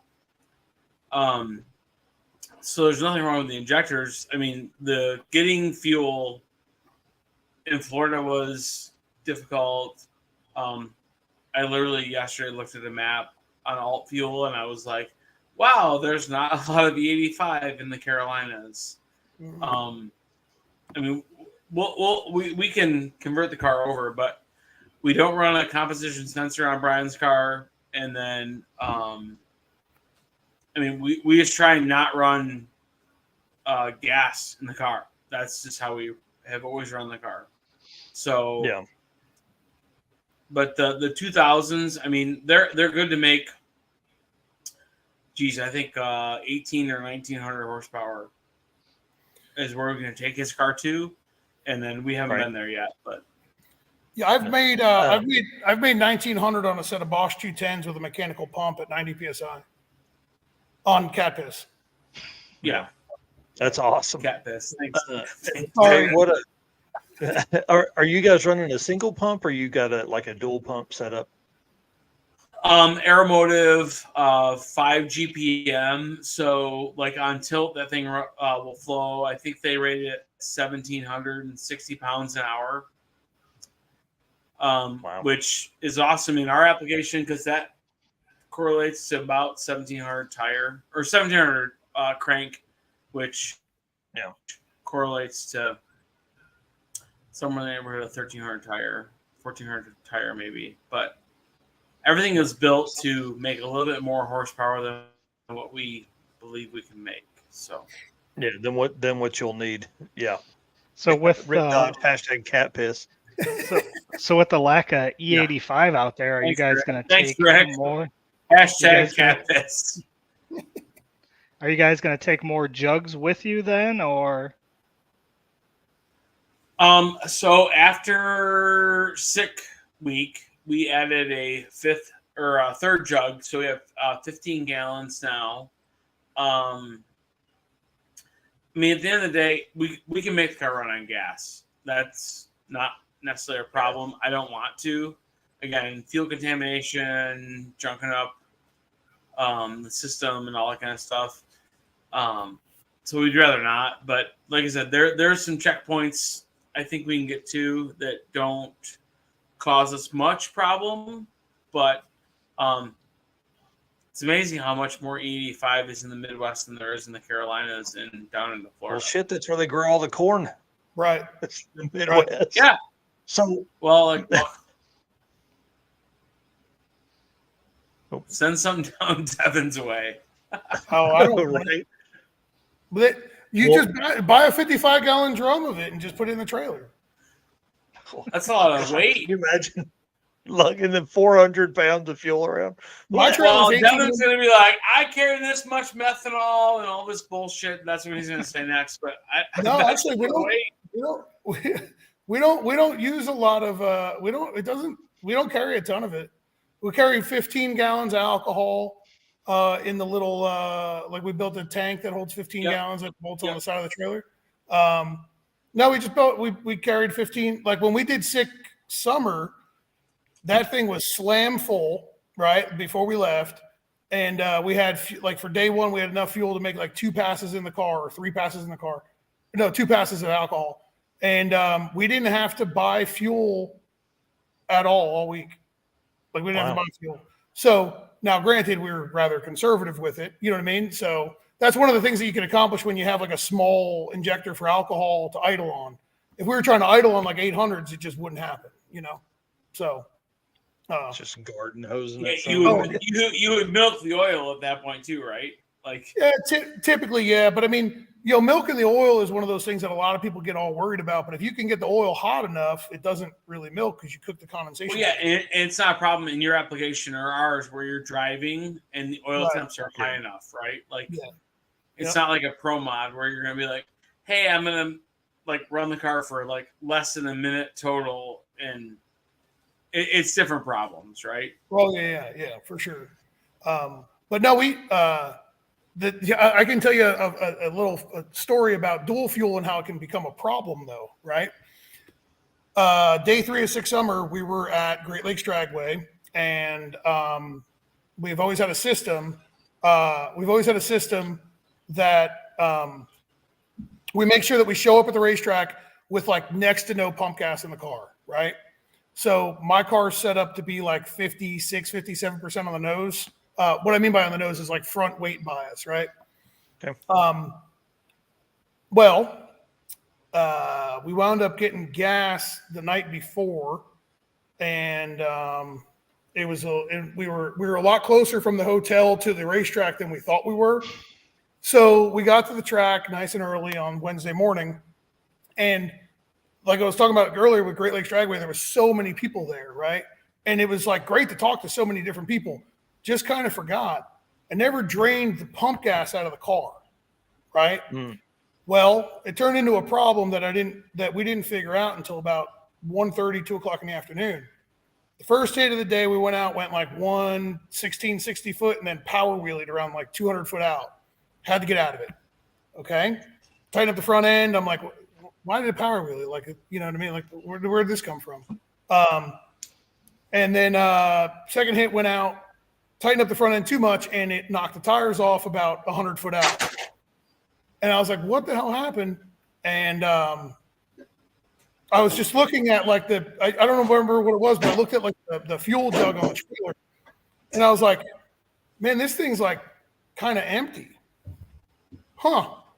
And I was like, wait a second. So we drained 7 gallons of pump gas out of it and went straight down Broadway, went like 674 or something like that at 210 or something. So so that's something that if you do, that was a mistake that I made, right? That was a mistake that we made that we won't make again. And that's one of those things like where you take notes, you know what I mean? So you have that checklist. Yep. That was done. Drain the pump gas out of the car. Bill Elkin says he has videos of all those runs. Oh yeah, he does. Yeah. I mean, it's to me the drag and drive stuff is growing exponentially, and more people are coming to us to have them wire. The more and more people are coming to us to have us wire cars that are drag and drive cars. Like for years, Jay, I don't know if it's the same in your business, but for years, like all I did was grudge cars and like that's all I did. That's all I was wiring was like grudge cars, no time cars. And lately it's been drag and drive cars, like a lot of them, like over the past like year and a half or so, it's been a lot of drag and drive cars. So I hope it grows, you know?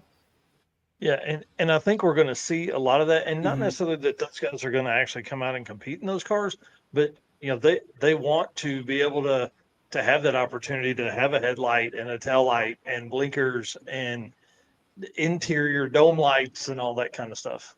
Yep. Yeah, there's I think there's an enjoyability factor that most like street car guys have, that they want to go to the track on the weekends, whatever, but they want to drive their cars.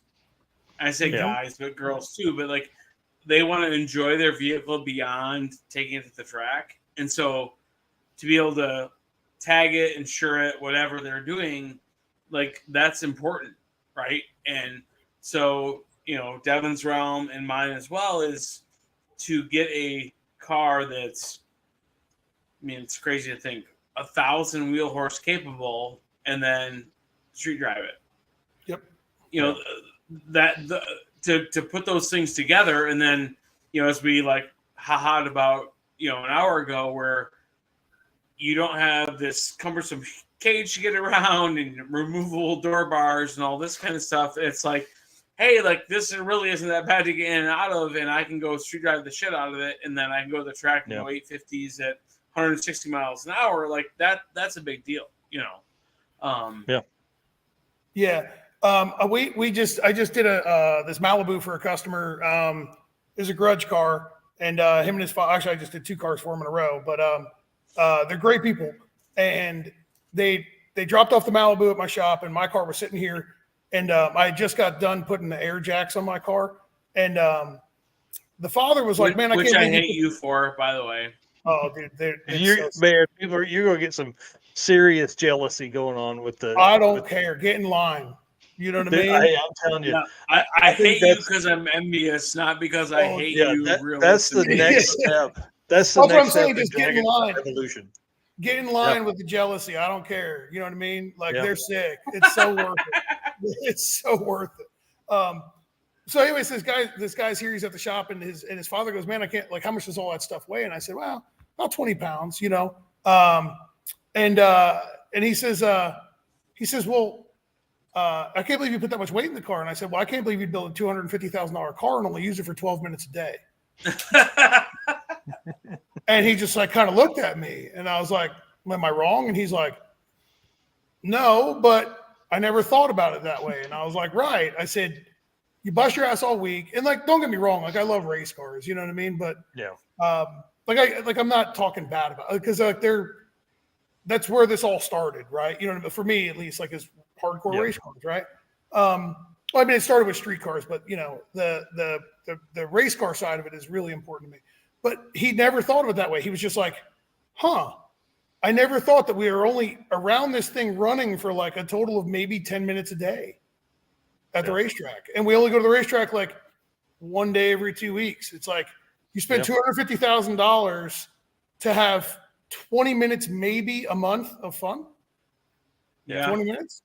Like you could buy a lot of, like, you could pay for like a lot of things that we probably can't talk about on here for a lot less money and have way more than 20 minutes. You know what I mean? Like maybe not like physically 20 minutes, but like you don't have to pay them to like leave right away either. You know what I'm saying? So like you could do a lot more stuff with $250,000 and just spend 20 minutes a month of enjoyment. So I hope some of those guys, and like I've got some friends that are switching race cars over to drag and drive cars, which if a couple of them follow through, I mean, I know they're following through, but if 2 of them in particular follow through, the drag and drive thing is going to change a little bit at the unlimited level and the, you know what I mean, in the modified level and whatnot. So it'll change a little bit. So.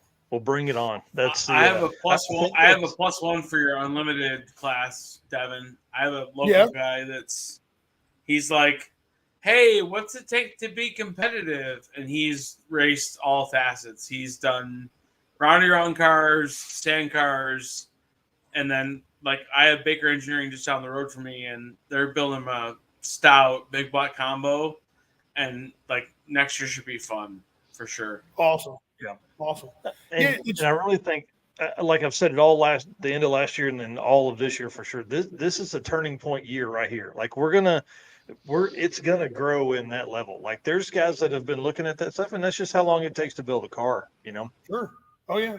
Yeah. I think that more and more cars are I got a friend who bought an old pro stock car, or not pro stock, top sportsman car, and is outfitting it to be a drag and drive car, and for unlimited, and it's like it's terrible looking too. You know what I mean? So like, which is awesome.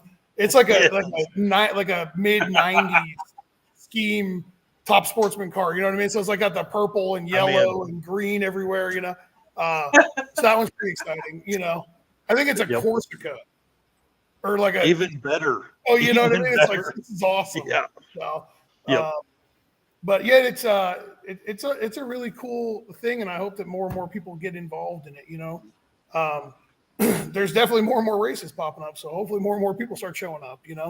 Yeah, that's for sure. We need more racers, and that's one thing that my goal is for 2024 is to push more of, like, go to a regular event and preach drag and drive, because that's one thing that's great about what we're doing now is like we're at these events, but you know how it is when you go to promote something, if we're all promoting in the same pool, like at some point we're going to have to venture out and meet that new person to come in. We've had a lot of new folks come in this year, but not enough to support the number of events that we've hosted. That's for sure. So yeah, I feel as if it's growing though, because again, like a lot more people are realizing that, like, economically it's hard to run at the top of the food chain in like radio racing or PDRA or whatever, right? It's just very hard to run at the top of the food chain. And when you're in heads up racing, all you care about is winning. You know what I mean? Well, when you do drag and drive, and I've said this a couple of times now, that like the first, like the win that you're looking for is like driving back through the gate on Friday. Yes. Like, yes. Just making it back through the gate, you're like, man, this is great. Like, we won, I want to see my truck and trailer again. I mean, honestly, like when we pulled back through the gate on Friday, like we for sick week in Florida, like we pulled back through the gate. We went over the speed bumps in Orlando, and we pulled back in. I was like so happy about it. I said, I don't care if the transmission falls out of this piece of shit right now. I said, we won. It don't matter. You know what I mean? It doesn't even matter. Like that was the win. Like I don't care if you know what I mean. Like whatever. Like just it can kick a rod out of it at idle. I don't care. So there's it's hard to explain it to folks that the 1,000 miles that you just went with 300 other like-minded people, like there's nothing that is comparable to that. There's nothing. As an adult, there's nothing comparable. This is summer camp for adults. Yeah. Oh yeah. Yeah. It is. Adam Dory, what's up, dude? Yeah. Growth is great except for tech guys on tech day. Yeah. Yeah. Yeah. So the first time that I dealt with Rick, I thought he hated me. Yeah. And he'll probably chime in and be like, "No, you were right." Yeah. That's funny. Yeah, I can be a little bit. Robert here, he's the co-pilot for Mark Campbell, who Jay will remember from Drag Week 2022, is the black Mustang that gave you guys so much fits day 1 and 2. He says, drag and drive might be competitive, but the attitude of the event is so much more friendly, and that's the truth. Like, if you're going to beat your competitor, like you want them to be their best as well. Yep. Like. It's, that's probably the biggest difference I've seen. And then everybody is always trying to find somebody on the side of the road and see if they can help them keep going. It's like we're like this big nomadic herd of people that are trying to get from one place to the next. I think everybody kind of got like a message got sent out or something to everybody during sick week, that like, wow, Devin has everything. So if you need something, just go try to get it from him. You know what I mean? Like on like day 0 of sick week in Florida, I think I filled like 4 or 5 CO2 bottles, right? Nice. I have like a big mother bottle in my big trailer, you know.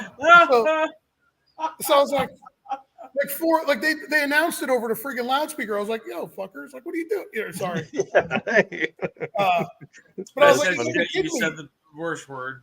I'm sorry. No. I mean, I'm not. I mean, I'm sorry that I said it here. You know. But I think we're probably fine. I think there's only adults listening now. Yeah. Yeah, you're probably fine.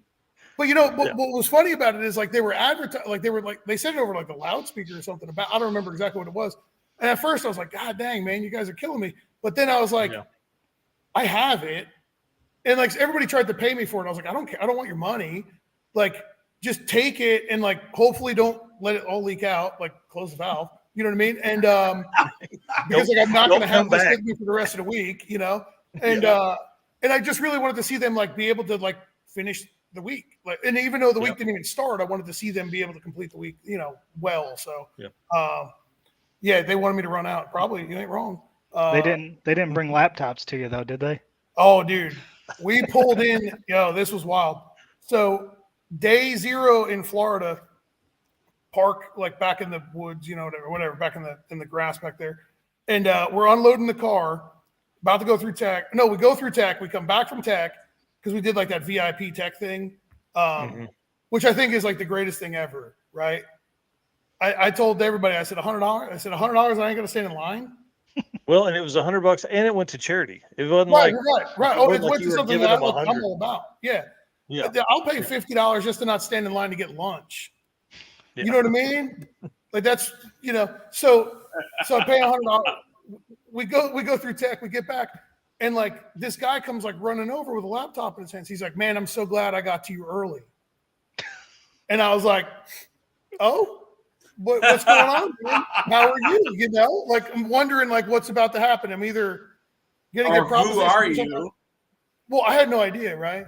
I was like, I'm either going to get a proposition to do something I don't want to do, or maybe I pissed this dude off online and I'm fixing to get stabbed. You know what I mean? Like maybe that's what's about to go down. You know. And I was like up in the air. I was like, well, what? So like I look over at Jordan. I'm like, hey man, you paying attention? You know, it's like, hey, if I get shivved, you know what I mean? Like, we gotta do something about it. And he's like, I'm glad I got you early. I was hoping you could tune my car or truck. I think it was a truck. I don't remember. And I was like, what? He's like, yeah. I figured I'd get to you before everybody else. And I was like, what are you talking about? And he's like, I needed you to tune my truck or car or whatever. And I'm like, what? He's like, yeah. He's like, I got it running last week. And I'm like, dude, you got a better chance of getting pregnant than getting me to do this, you know? And he says, so what do you mean? He's like, well, can you at least just like ride with me to like the first checkpoint on day one? I'm like, no. What are you doing? What is wrong, man? Like, what are you doing? Anyway, so I was like, no, I can't do it. You're like, I'm sorry. Like, we're here to compete and complete and whatnot. Yeah. And he was cool. He was like, oh, I understand. But you could tell he was kind of like, he was bummed about it. And I get it, you know.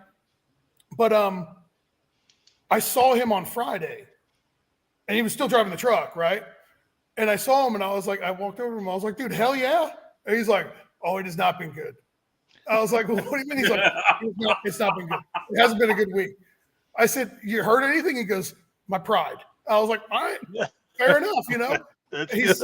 I said, you made it though. He's like, it was an awesome week, but it was a really bad week. And I said, all right, fair enough, you know. But it was great to see him, you know what I mean? It was awesome that like he made it, you know. And that's what the coolest part about it is like you get bummed when you hear that somebody breaks and that you weren't able to help them or they weren't able to fix it themselves or whatever. Where like when you're in like heads up drag racing, right? Everybody will say it. Like everybody like lies. They'll all say it like, well, I don't ever want to just, you know, get a competition by. Yeah, you do. Yeah. Yes, you do. Every time you put your hand into the hat to draw a chip, you know, everybody wants to buy. Don't lie. You know what I mean? Like, just be honest about it. But with this, you don't want the buy because it isn't a buy. You know what I mean? Yep. So that's what I think makes this side of the sport so cool. Yeah, and I think that's one thing we're seeing too at the level of like the top runners in a class, especially the 850 stuff. You know, those guys have their stuff sorted. You know, I know Dustin and Steve Trance haven't had a whole lot of testing time I know they haven't really hit any races this year. So, my money, if I'm putting money on folks, it's on Jay and Brian because they've tested and proven that car is highly, highly capable of doing what it's supposed to do, So it's Thank you, and hell it's yeah. yeah, that's going to be an interesting drag week, and I've been saying it's going to be that this is what's going to change the world championship stuff too, is because there's going to be new folks that weren't planned, and then there's going to be folks that come out and perform well and take huge strides forward towards the point stuff. All right, let's talk about how you guys got into this, because nobody chooses wiring and plumbing race cars. That stuff chooses you. Everybody hates this shit. And I love it. Yeah, I enjoy because it is so. It's not gratifying, by any means, but I've been wiring under the hood of the C10 truck at my brother's shop, and everything is a different color. Literally, one wire had 2 splices to lengthen it, and we're cleaning all of that up when we put this LS in. It's I don't know. There's just so much when you pop the hood on that thing. It's okay, this looks 100 times better than what it did. That is gratifying. So how did you guys get into wiring and doing all that stuff? Who put you there? Why? How? All that stuff. Jay, you want to go first on this one? Sure. So I'm 41, and I was a stereo junkie as a kid. So, rewind 17 years ago, and I was doing stereos for people. And it consisted of amps and head units and components, speakers. And then my dad, back in the late 70s, early 80s, owned a fiberglass shop. And so I was doing fiberglass stereo boxes because my dad taught me how to do that stuff. And so really it's been, to that tune, it's been that where my 12 volt exposure has been from. And then fast forward, I'm a degreed engineer. In 2005, I graduated from Purdue. Actually, the mechanical engineering degree, but a lot of emphasis on electrical stuff. And so that really kind of drove me, that furthered or progressed my aptitude in electronics and 12 volt stuff. And then it had to have been 15 or 16 years ago, someone was like, hey, I got Big Stuff 3. Can you wire it into my car? And I was like, yeah, I probably can because it's 12 volt electronics. This isn't difficult, And that was 15 years ago. And that was really before Holly, it was probably V3 Holly Dominator stuff back then, or V2 maybe even. 13 years ago, Dominators were released. So you're talking about and 15 years ago, you're talking about the only thing that was from Holly was maybe the Projection 950 or that, you know what I mean? Some of the old stuff. Yeah. And maybe my years, they skew a little bit, but anyway, it was Big Stuff 3. And then 3 or 4 years later, it was hey, this Holly thing exists. And we were like, what the shit is this? And at the time, it's wild. What's the denominator right now, Devin? $2,600, $2,635, something like that. Yeah.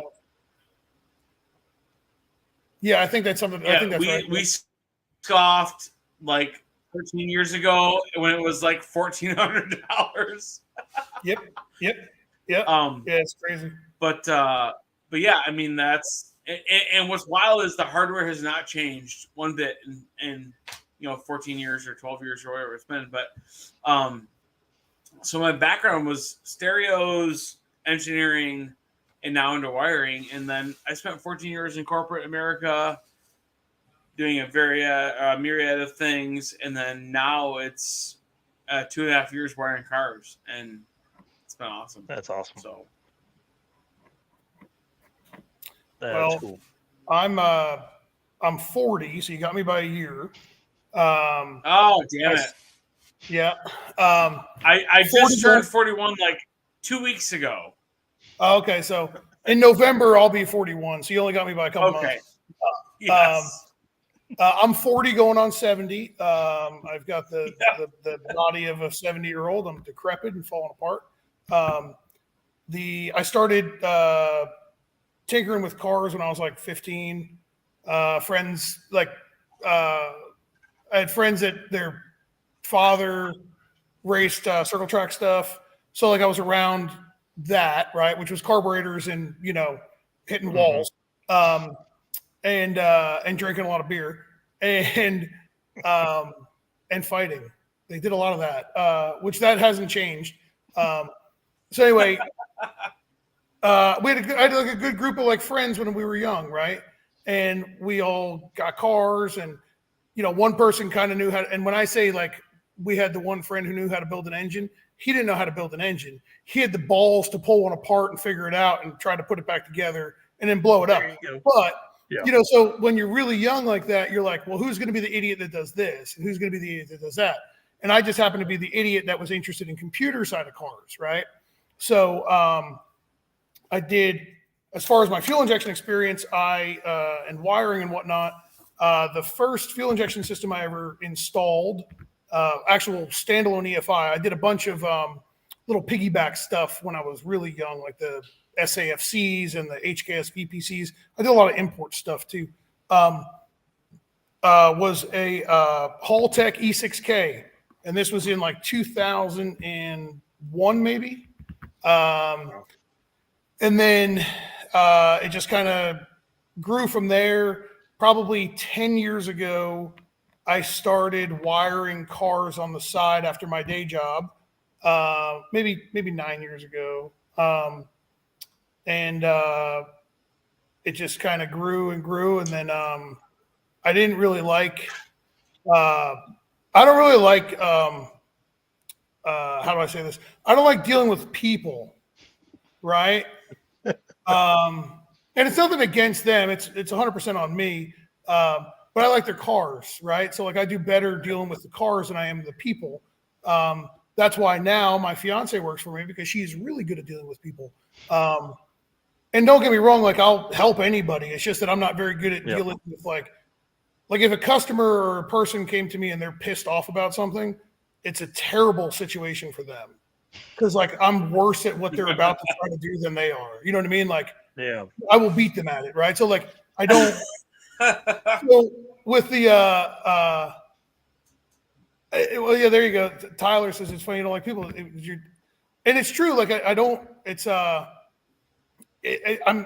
good at talking to people. It's just that like when you start like dealing with in a corporate setting, right? It's like in a work setting, right? Yeah. You have to like, I don't know, you can't curse at people, and like you can't tell them how you feel, and like it's just not me, it's just not a good thing for me. So this turned into let's just do this full time, because when I was doing this as a hobby, or not a hobby, but like my part-time job, my after my day job type job. I was making more money doing this than I was at my day job, and my day job was to a point where like I got like so kind of ahead. I worked for General Electric Aviation, and I worked in a part of the plant. I volunteered to work in a part of a plant that like nobody else wanted to work in, right? So that I didn't have to deal with anybody, right? So it worked out really good. So during the day, I would like order parts, talk to companies, like set up jobs, talk to customers, like all this stuff while I'm at my day job. And then when I go home, I'd start working.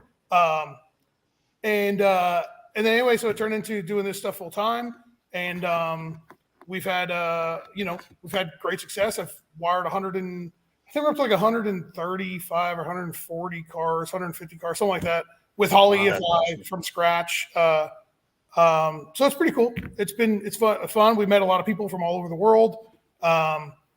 It's kind of Jay, I don't know if you do this or not, but like I almost kind of take people's like glory from them, which kind of sucks, but like it's not my fault. Somebody builds a car for like years, right? And the last stop is typically wiring. Well, at least it should be, right? Close guess what we do? Yep. Guess what we get to do for them? fire it up. Yep. Oh man, yeah. Yep. So you spend all those years, right? Like I just fired one up last night, right? The guy's been putting the car together for a long time. It's like a badass billet Coyote with a big turbo alcohol. You know, it's a really nice car. I film every time I fire one up. Like every time I do a first start on a car, I film it, you know, just so like people, if there was a problem or something, like they're seeing it on video, like, hey man, I didn't, you know what I mean? It's not like I just beat this thing with a hammer or something. You know what I mean? So I fired it up last night and like, I get so amped up and I'm like, in the video, I didn't post it or nothing. Like I typically don't post a lot of the cars that we work on because we already have too much work. So like, I don't need to advertise. But in the video, like in almost all the videos of the first startups, I'll kind of give like a little rundown, like, hey, this is like the car I just did last night. Hey, this is Donald's, you know, 03 Cobra, billet Coyote, blah, blah, blah. First startup attempt, number 1, right? And I pressed the button and it fires right off. And I started giggling. I was like, because like, and it happens every time because I'm like, got it. You know what I mean? Like first shot, nailed it, right? And and that's like the biggest rewarding part of it to me. You know what I mean? So like, and then I really enjoy being able to hand off a car to somebody who's been like busting their ass to put it together for a long time and go like, here's your race car or street car or drag and drive car or whatever you have, you know, go enjoy it. You know what I mean? After you do my to-do list. So, So yeah, I mean, it's just been, as far as like the thing that nobody likes to do, I think the reason why nobody likes to wire, and Jay, you can agree or disagree with this, but I think the reason why people don't like wiring is because we have gotten to a point in society where people want instant gratification. And wiring is a very non-gratifying job. You know, you're going to spend all day doing something and right. It doesn't look any different. Yeah. Right. But like the guy who paints the car, that's gratifying, right? Because he's got a picture of his car and it's like, you know, a quarter knocked out of it and like it's rotted to pieces. And then, you know, however long later, now we have like this beautiful car and like people go, wow, that's amazing. So I think the reason why a lot of people don't like to wire stuff is because they're impatient. Jay, I'm sure you're a lot like myself where you take a ton of notes. And because you have to, right? You have to have a pin map. You have to plan. The biggest part of wiring a race car or street car from scratch is the planning. That's the hardest part, you know? Yeah. Right. Like, I do them all in Excel. Like I keep like, you know, it's insane. I've gotten to the point now where Excel based. I mean, it's same deal, right? Yeah. I've gotten so like petty about it that like Laura, if she's still watching, she can chime in about this. But she bought me cheap paper for the printer, like real lightweight paper. It was like bullshit, you know what I mean? And I was like livid about it, you know. So like I went on Amazon and bought like the most baller paper I could find. I was like, yeah, we're good. So like now like I print stuff out and I'm like, bought heavy. Yeah, we're talking 28-pound paper. You know what I mean? We're talking the nice stuff, you know. I like the low gloss too, you know. So that's the level of obsession that it ends up turning into when you do this stuff for a living. You know? So it is a job that most people don't like doing, and it is a job that is not very gratifying. But it's also Jay, you're probably in the same boat as me. It's a job that seems as if it's in unbelievably high demand. So yeah, I mean, and I'm sure Jay. Again, you guys do this all day, every day. The thing is like, go ahead. The car doesn't run without electrical connections. And I don't care whose engine or whose transmission you have or whatever, but like it doesn't work without going to reverse. It doesn't work without the trans brake. It doesn't work like it's just electrically. It's what links it all together. Well, you know, the funny thing about it is, especially since we're on this show here, we're talking about drag and drive stuff. What's the number one failure that happens in drag and drive? Yes, I am proud of the paper, Laura. So shut up, okay? All right, piss off. It's good paper. I got some right here, and I bought 5 reams of it. So So, what's the number one failure in drag and drive though? Wiring. What's the most common failure? It's electrical. It's always electrical. Yep. Always. And what's always been interesting to me is like we get cars from like all different how do I say this? Income levels, right? Or like expense levels, right? So like we do cars that are maybe they're a $40,000 total cost build, right? Or $50,000, right? All the way up to like $300,000, right? And it's do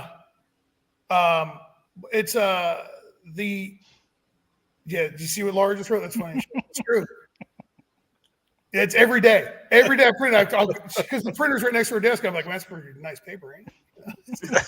Rubber's grinding. So anyway, so what happens is people spend say $5,000 or $10,000, $15,000 on electronics, right? They buy all the best of the best shit, right? Mm-hmm. And then they expect you to install it for like $2,000. And it's like I was gonna say $100. Right. Like what? I have a good friend who owns a shop, a very successful shop in Virginia, and the way he quotes jobs is like the person spent $10,000 in electronics, then they need to budget at least $10,000 to install it. That's the way he quotes. That's the way he bills the job by the hour. It's pretty close. Yeah. So the tough part about like wiring cars for a living is we're typically the last stop or one of the last stops. What that means is that most everybody is just about at their budget cap, right? Mm-hmm. So they've or past it, or past it, right? And they've spent a lot of money building a really nice car that they take a lot of pride in, but now they're like looking for any way, shape, or form that they can kind of save some money. And I'll be honest, I mean, I feel as if we're cheap. And I've gotten this, people have said, oh, he's expensive or assumed that we're expensive, but I feel as if we're cheap. And Ryan, can't take more than an hour to do it, right? Yeah, right. It's just a couple wires, just twist them together, right? Well, then why did you just freaking bring it to me? Like, why are you here? Yeah. Well, I want it to look really nice. That's why. And then if you do this half-ass job, just throw it together for me and tune it. And I'll give you a couple $100, right? That's all that costs. Right. Yeah. We just need to print we need to print like really long. We need to print really long 2-inch wide stickers that say this is really nice, and then take a whole bunch of wires and just stick them over top of it and go, look, it looks really nice. Yeah. So I was with my brother. I was working out there yesterday, and just in the cleanup of the battery terminal, I had 45 minutes, right? Mm-hmm. Like getting all the old jank ass stuff done, clean up, looming stuff. I mean, it's 45 minutes just in that. And it was 4 wires that then had to be rerouted and everything like that. I'm like, this is why that stuff is so expensive. Yep. But so worth it because it looks so much better. Well, and the thing is that I've got like my personal car, we've done a lot with it, especially in the past 2-ish years, right? We've done a lot with the car, a year and a half, whatever. And it's not like a car that is something that you just want to hop into and drive every day, right? So don't take it that way. But we have not had a single failure. We've not had a single electrical related failure, right? Like we could break a torque converter, right? But I can't, you know what I mean? I can't wire to a torque converter to make that break. But it's we haven't had a single failure. So I think that kind of speaks of it. And we've gotten into plumbing about 2 years ago. I mean, I've always plumbed all my own stuff, but we got into a very high level of plumbing, very nice level of plumbing about 2.5 years ago. And because plumbing is really just kind of the same as wiring, you know what I mean? A lot of planning, and it's just kind of how things have to flow. And you could have a car that was plumbed in the cheapest way possible and it looks like total ass, or you could have a car that was plumbed in the cheapest way possible, but they took an extra 5 hours and did a really good job and it looks fantastic and it doesn't have failures. So, it's not always about the money side of it. It's more about the patience. And that's where I said wiring, and plumbing are like the things that you don't get instant gratification from, you know? Yeah. Yeah.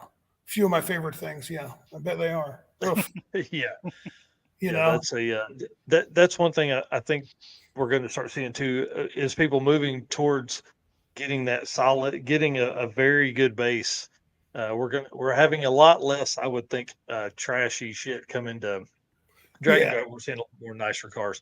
Well, one question that did come across my mind earlier was like, this may be a hard question to answer, but what's like a Dragon Drive car wiring harness weigh? I mean, like, because you guys use a different wire than what you would go to like your local parts store and buy. Like, I mean, what's something like that weigh?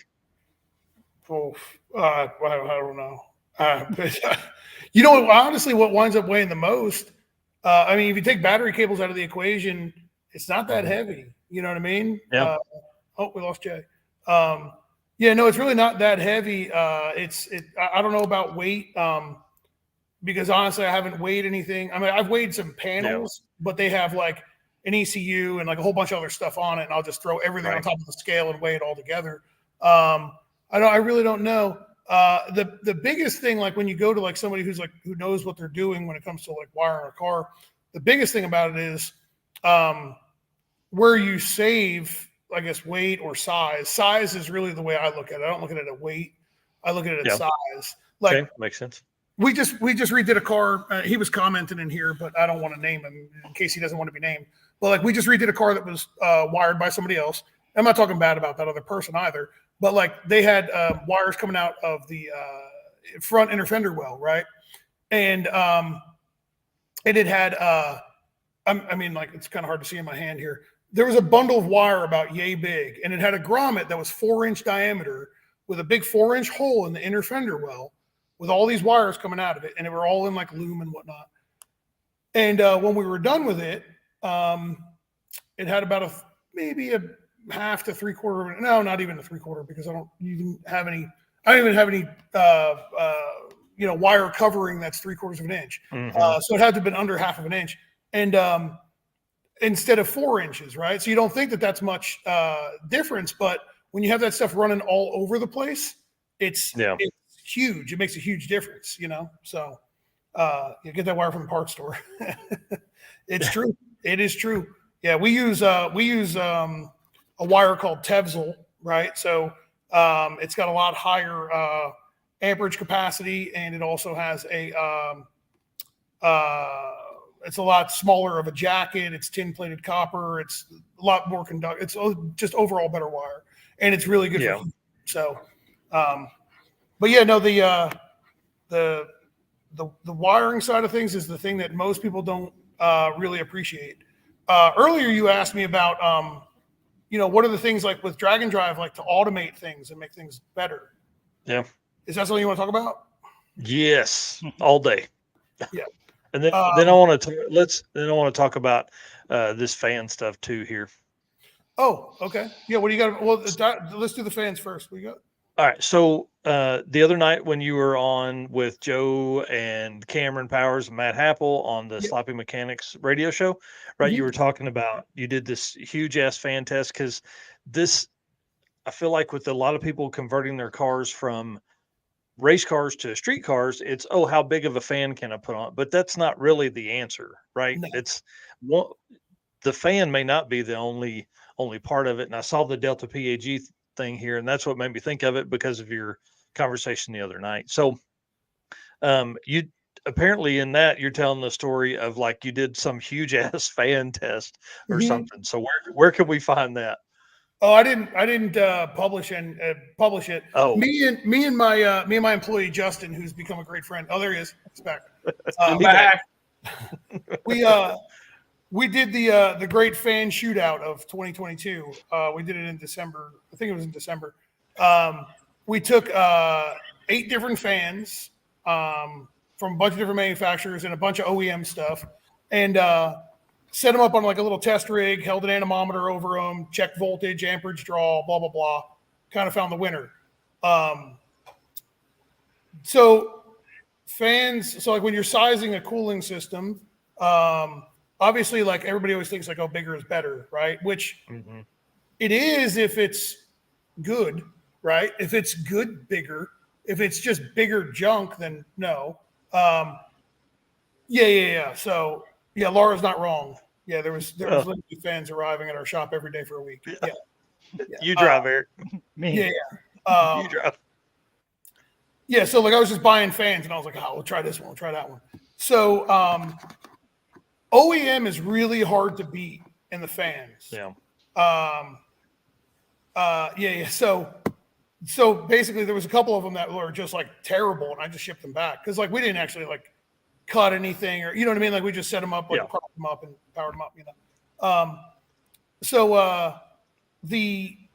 It depends on like what you have in front of the fan or like that the fan's going to pull through in order for it to move air.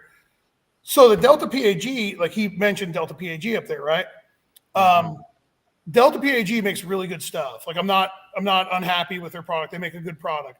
And I had it on my car and it was kind of it's kind of like the reason it's not on my car is like my own fault and semi-Delta PAG's fault, I guess, just for not I guess it's really all my own fault because it wasn't a good enough education to me, right?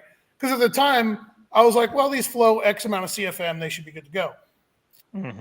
Well, it's all based off of like what does it have to draw through. So John from Delta PAG is a very smart dude. Builds a very nice product. The issue that I had with Delta PAG, they worked great until I had to shorten up the shroud because I needed more room. And then we forced those fans to pull through a 2 3/4 inch thick radiator. So I described it, I guess the easiest way for me to understand it is like John at Delta PAG has come up with a fan that moves an incredible amount of CFM, and it's because it has such a high RPM. And the blade doesn't cavitate, right? So it has a lot of horsepower, right? That's the way I look at it. Horsepower for a fan is good to pull through a thinner radiator. If it doesn't have any torque, it doesn't want to pull through a thick radiator. So the reason I strayed away from Devin. Does that make sense? Yes, I agree with you. Yeah. So like the only way you get torque or the only way you get horsepower and torque is it's RPM and power, right? Like power consumption, so amperage, right? So the Delta PAG stuff's good, but the thing about Delta PAG is like if you're going to run his fans, listen to him. Like buy his radiator. You know what I mean? He builds a monocore radiator. I'll be honest, Alan's car has got a Delta PAG setup in it. It has a dry sump tank right behind one of the fans and a methanol fuel cell behind the other one. And when I say behind them, I mean about 2.5 inches away from the fans. It's literally just blasting into a wall. Justin, my employee, and I were looking at it. And we're like, boy, this thing is never going to run cool. Like this thing's going to overheat, right? Does a great job. The car runs like 190 degrees on 93 octane and like 100-degree day. Like that's killer, you know? Yeah. So he did a great job at building that system for him. Now, if you've got the easiest answer to give anybody, in my opinion, is if you have like a radiator that already fits in your car and you're just looking for fans to adapt to fit that, look at the OEM stuff. It is hard to mess with the OEM stuff. If you're on 12 volt or 14 volt with an alternator, buy Spall brushless. They're easier to mount. They move an incredible amount of air, and they're a very robust fan. If you're on 16 volt with an alternator, don't look at Spall brushless because they shut off at 17.2 volts. So they're a no-go. I wish that they didn't. I called Spall multiple times, just asking for different people. You know what I mean? I was like, well, maybe he's full of shit, you know? Right. He's not. None of them were. They were all correct. It does shut off. Ryan says OEM on all my stuff 100%. The OEM stuff. So here's what I found. All the newer OEM stuff, almost all the new OEM stuff is brushless, right? And the beauty of brushless fans is like in like software like Holly, you can program them, you can pulse with them to slow down, speed up based off of temperature. So it's literally like once you're done setting it up, programming, and installing it, it's like a carefree thing. You know, it's like you never have to even think about it again. You know. Yeah. Ryan, I didn't test the Boss Mustang one. Devin, you're on the GM stuff, like out of like 15 Silverado. Yeah, that's what's in my car now. What fans you're in right now?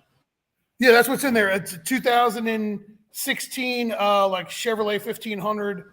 I think it's like a dual 16-inch fan setup from them. Wow. I don't remember exactly what it came off though. Yeah. I don't remember exactly what model or whatever.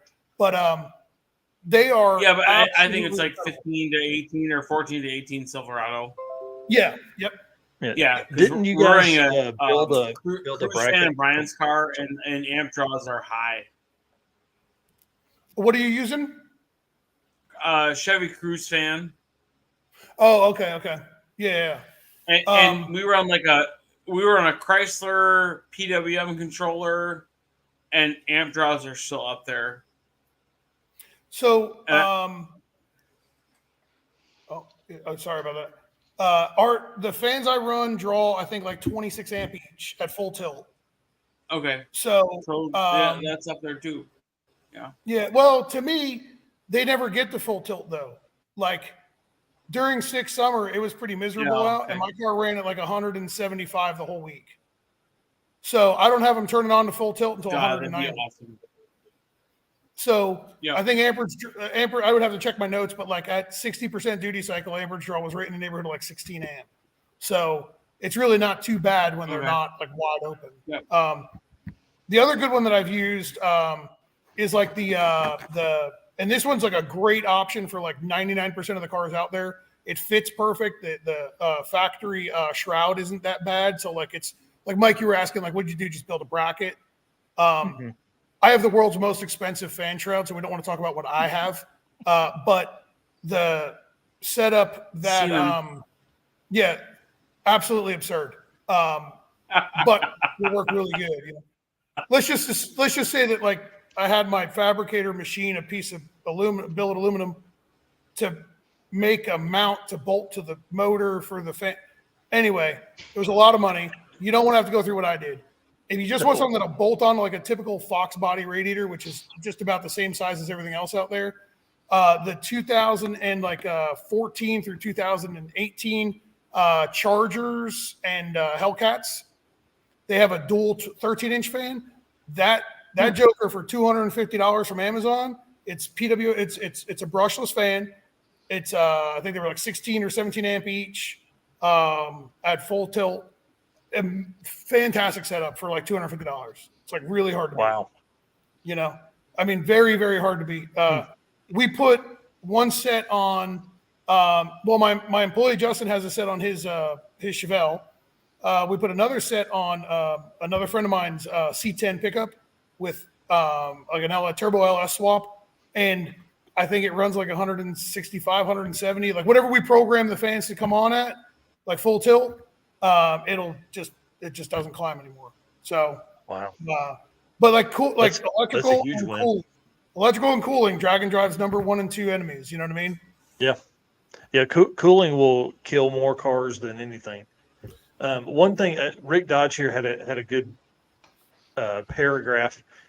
He says, saw something interesting at Midwest Drags. We did a master shutoff test on a car in tech, and it didn't shut off, but it ran differently. Come to find out, it was being backfed from the trailer that had a small battery for LED lights. Won't see that in regular race cars, just drag and drive cars with trailers.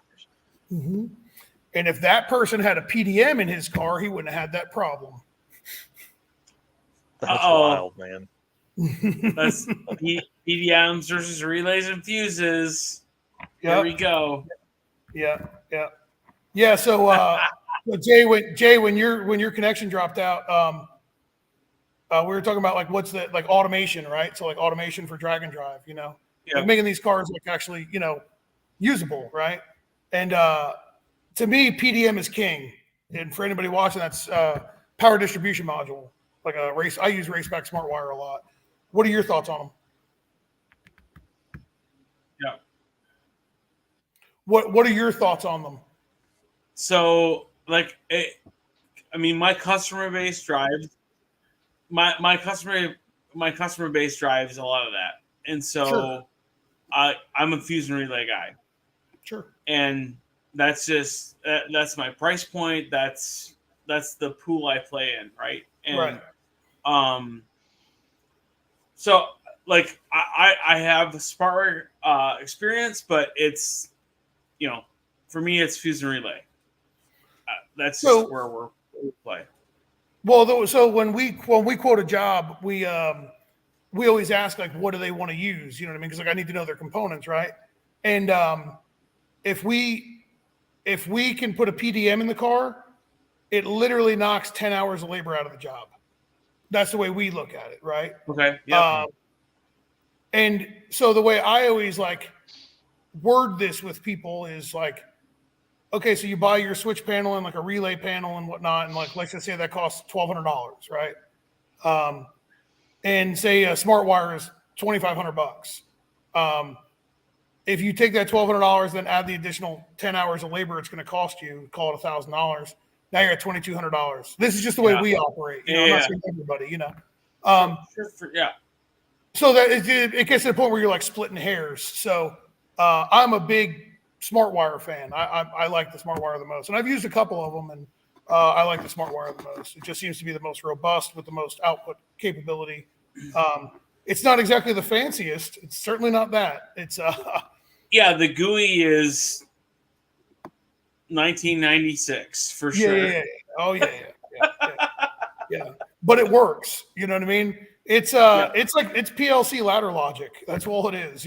It's it's very, very, very archaic programming, but it works. It works every time, and we haven't had any issues with them. So that one internet guy says the smart wires are junk. Mm-hmm. Yeah, like my thing on the drag and drive side of the world is like, like for me on drag and drive, like you can't buy a smart wire O'Reilly or AutoZone or whatever, and you can buy a relay and a fuse there. Right. So that's where I wrestle with if it fails, what doesn't work. I mean. Those are the things that come into my brain too. Right. I mean, I've never had failure. I mean, like, and you may or may not have. Like, I've had one guy that had switch panel fail, and then he had 8 switches that worked and 8 that didn't, and it's like, shit. Now was it a keypad? Was it keypads? Keypad, yeah. Oh my god, the freaking dongles. All right. Yeah, we can't talk about this. That's what it was too. We cannot talk about this because I'm about to have an aneurysm. I'm already getting uncomfortable. I might have messaged you about the dongles, right? Like, I don't know. Somebody texted you and told you to do this to me. Somebody told you to do this to me, and this is not funny. And I see Matt over there. Don't do it, Matt. Don't do it. It's terrible. Yeah, they were getting shipped out of Race Pack, not programmed. Oh man. Yeah, for like months, and it's been the bane of my existence for a really long time. Wow. But anyway, I have to get off of that topic because I'm like losing my shit. Like I'm gonna wind up calling Donnie at Race Pack when we get off of here and be like, and those fucking dongles, like I told you,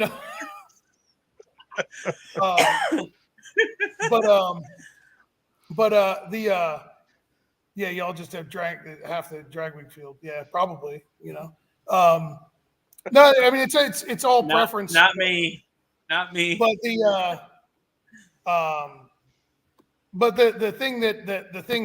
big takeaway though is that like a good EFI system, you can program them to do a ton of stuff for you. Yeah, I see so many people like at these. Don't do it. Don't do it, Ryan. Don't do it. Don't do it. Why you got to do this to me? Is this because of the trans tunnel? Is that what this is? This is over the trans tunnel, isn't it? Huh? I knew it. And then Ryan is just gonna like ram the shit out of you. I see so many people in some of these drag and drives, and they're like, "Oh, I forgot to hit my toggle switch for the fan." And I'm like, "What are you doing?" Yeah, it's 2023, dude. It's not like 1987. You know what I mean? No. Like, You didn't have to pull the choke before you fired the car up, did you? Yes. Amen. Yeah, it's Yeah. When you were on last time, that's what we were talking about too, is like automation and like how much less that means for your brain to have to keep up with. And after racing your car every day and driving it 1,000 miles, the less you worry about, the better. Yep. Yes. Yep. Yeah, I don't want to have to I don't want to have to think about some, random thing that I forgot to do. You know what I mean? Yeah. To answer that question, Hang on. The question is, are you 16 volt? And if so, what do you think about having problems with fires? Well, I don't think 16 volt versus 12 volt has anything to do with fires. It's only 4 more volts. Yes, my car is 16 volt. Alan's in here. He's such a dick. So my car is 16 volt. We sell an alternator that works so well with 16 volt lithium batteries. I dealt with Power Master to build this alternator for us. And it doesn't have an external adjustable regulator, which is the key to that. It has an internal regulator that's set to a maximum of 17.5 volts. And we use a lithium battery named by P Motive, Full Spectrum Power. They're fantastic. They use a different, I don't remember exactly what it is. It's not the titrate ion lithium cell. It's the other one. It's I don't remember what they are, but no matter whatever it is, it uses the safe lithium cell. It's a little bit heavier of a battery, but it uses the safe lithium cell. The fires that he's talking about are from typically what I see having problems with batteries, like 16 volt lithiums. Yeah, there you go. Alan ran Friday, Saturday, and Sunday, never hooked up to a charger. Wow. Which is you know what I mean? And especially with him, because I know damn well he turned on the override switch for fans or some dumb stuff, or left lights on or whatever, and then walked off, got ice cream, and came back scatter squirrel brained and said, "Oh, I forgot this stuff on." And those full spectrum power batteries are fantastic. They hold a ton of reserve capacity for lithium. But I think the reason why you see fires is because most people overcharge them and then over discharge them. And lithium doesn't play nice with doing that. No. And, it's, and I think a lot of the battery manufacturers get a bad rap for that. Oh, my battery blew up. And it's well, yeah, but you also didn't tell anybody how, you've been trying to start the car for 20 minutes straight. You never hooked a charger up to it and it dropped down to 9 volts. You know what I mean? You didn't tell anybody about that, or that you just hooked up your 1984 Craftsman jump box starter thing, charger to your 16 volt lithium, and then it didn't start, so you just hit it with the welder with 220 to try to get it to fire off. Yeah, you walked away. Amp boost charge. Right. Let's put this thing on broil mode, and and I don't know why it burnt. I have no idea. I would like to melt the casing off of all of this wiring, please. Right. So, I think a lot of it comes from lack of maintenance, and every single thing on any car that's on any car period, but everything's a maintenance item. It just depends on what the schedule is, Yeah. So every single thing's a maintenance item, and you just really have to come up with your own schedule. So he asked about a fire. My car is sitting right behind me with a 16 volt lithium battery in it. It is not unhooked. It is not anything. I leave it there. Never had any problems with it, So, yeah. And Brian's car has a 12 volt lithium ion battery in it, or lithium polyphosphate, whatever the hell, LiFe PO4 battery in it, and it sits all day, every day in the trailer, driving down the road, just 12 volt. Yep. Same deal. Matt, why are you still awake? Who's saying You're being mean. Probably me. Me or Devin? Devin's tired from spending 5.5 hours with Matt and the guys the other night. Hey, I'll tell you, it did take me a couple days to get through that podcast, but dude, it was really, really good. You guys were on another level. I was driving, listening to it, and I was like, I got to where I was going, had not even realized that I was still driving. I was trying just to understand what you guys were talking about. Yeah. Well, you got 4 squirrel brains there. You know what I mean? You know? Yep. So if you, I don't know, to me, if you plan ahead, you wire the car, you set the car up right and make it automated, you can make this stuff a heck of a lot easier, you know? Fuel level. So Devin, you and I talked about it 6 summer where Where's it was Scotty at? I mean, people like assume they're going to have electrical issues on a drag and drive event, and it's like you don't have to have electrical issues if you understand what amp draws are, what wire gauge you should have, plan ahead, do the right things. I mean, I have cars that I wear for guys that are like 1980s small block nitrous guys, and they're like, I need 7 switches on my switch panel, and I'm like, no, you don't. Yeah. That ECU is smarter and better than you are at any day, any hour of any day, programmed properly. So you know what's funny? I heard something really funny like a couple months ago from a customer. He's like, I said, well, I'm going to set up the ECU to turn on it had an electric water pump and, fans and whatnot. And I said, I'm going to set it up so to automate the water pump and automate the fans, all that stuff. And he's like, oh, I don't want to do that. And I'm like, why? He's like, well, man, I don't know if I can really trust that. so think about that statement. We're putting this fuel injection system in a car, and it's going to run your damn engine, right? But it's I going don't to fire injectors and coils, and it's going to do all this stuff, and you're going to make 50 pounds of boost. It's going to make 2,000 horsepower, and this fuel injection system is going to do all of that, right?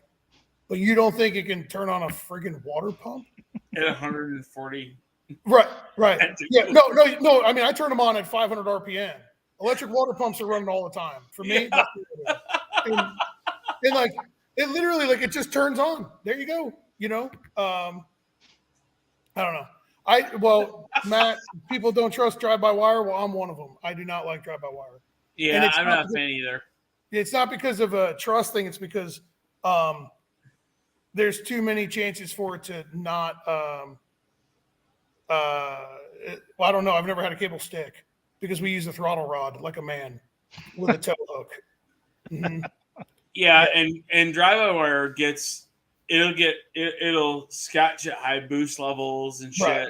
Like, yeah, I don't know how many people are shoving a 50 pounds of boost through a drive-by-wire throttle body either. You know what I mean? The people that are having fault codes, like, on stock computer or aftermarket. Yeah. I mean, I don't know. I'm not a fan of the drive-by-wire. I never will be. I don't even like it in my truck. Hey, Red Hat, buy an IO expander. Yeah, I was thinking that earlier when he said he was out of IOs. Yeah, I don't know. Yeah, I mean, you can put switches all over the car until you forget to turn one on. Yeah, or you leave it on. Yeah, Cameron is out of IO. I wired his car, and he's got friggin' everything. I'm not talking bad about you, Cameron, but I am going to talk a little bit of shit about you. He's like, yeah, we definitely need rear diff temp. I was like, rear diff temp. Like, oh, okay. Like, I remember like looking at him, and I was like, oh, you need rear diff temp, huh? And he's like, oh yeah, for sure. And I was like, for what? Well, we need that. I want to monitor it. I was like, well, what are you going to do if it's too hot? Well, I don't know. Okay. Put a cooler on it when he gets back to the house. Yeah. Oh, power steering temp. He does. We wired a power steering temp. What? I was like, dude, are you kidding me? You're literally going in a straight line. That's wild as fuck right there. Yeah. Oh, forgetting the intercooler pump. Oh, I'm on the list. Hey, I got switches that we can hit now. It's not really a switch. It's a valve. Yeah, right. Yeah. Oh yeah, your air jacks. Yep. Yeah. Mm-hmm. Yep. So Cameron needs rear diff temp so we can monitor that on Drag and Drive sometime soon. I need him and Matt Happel to get in that damn Crown Vic and come on. So when is Matt Happel doing a drag and drive? Who knows? Yeah, I don't know. I've heard him say a few times he really wants to. He just wants to do it in like one of the stock Crown Vics and get the experience and then come back in something fast. Yeah. Oh, So I can appreciate that. Yeah. I mean, I just hope anybody shows up. Like, whatever Yeah. you're gonna bring something cool. You know what I mean? yes. Yeah. Oh, that's going to be a great. I'm so glad that I'm not in the backseat of that one. I can just imagine the nonstop, like all over the place conversation. You know what I mean? Oh, yeah, we should it'd be a turn good left. one. Like, I remember when I turned left when I was 13 and we saw this freaking house. It'd be like all over the damn place, That's awesome. I'd like to not drive while it's dark out. Yeah, that's the key. We have not been so fortunate. Well, that's because you run Well, 850. shit, dude, it's because you run till 3 o'clock. They're like, "Hey, we're closing the lanes," and here comes Jay and Brian. Yeah. One more Yeah. pass. Yeah. One more pass.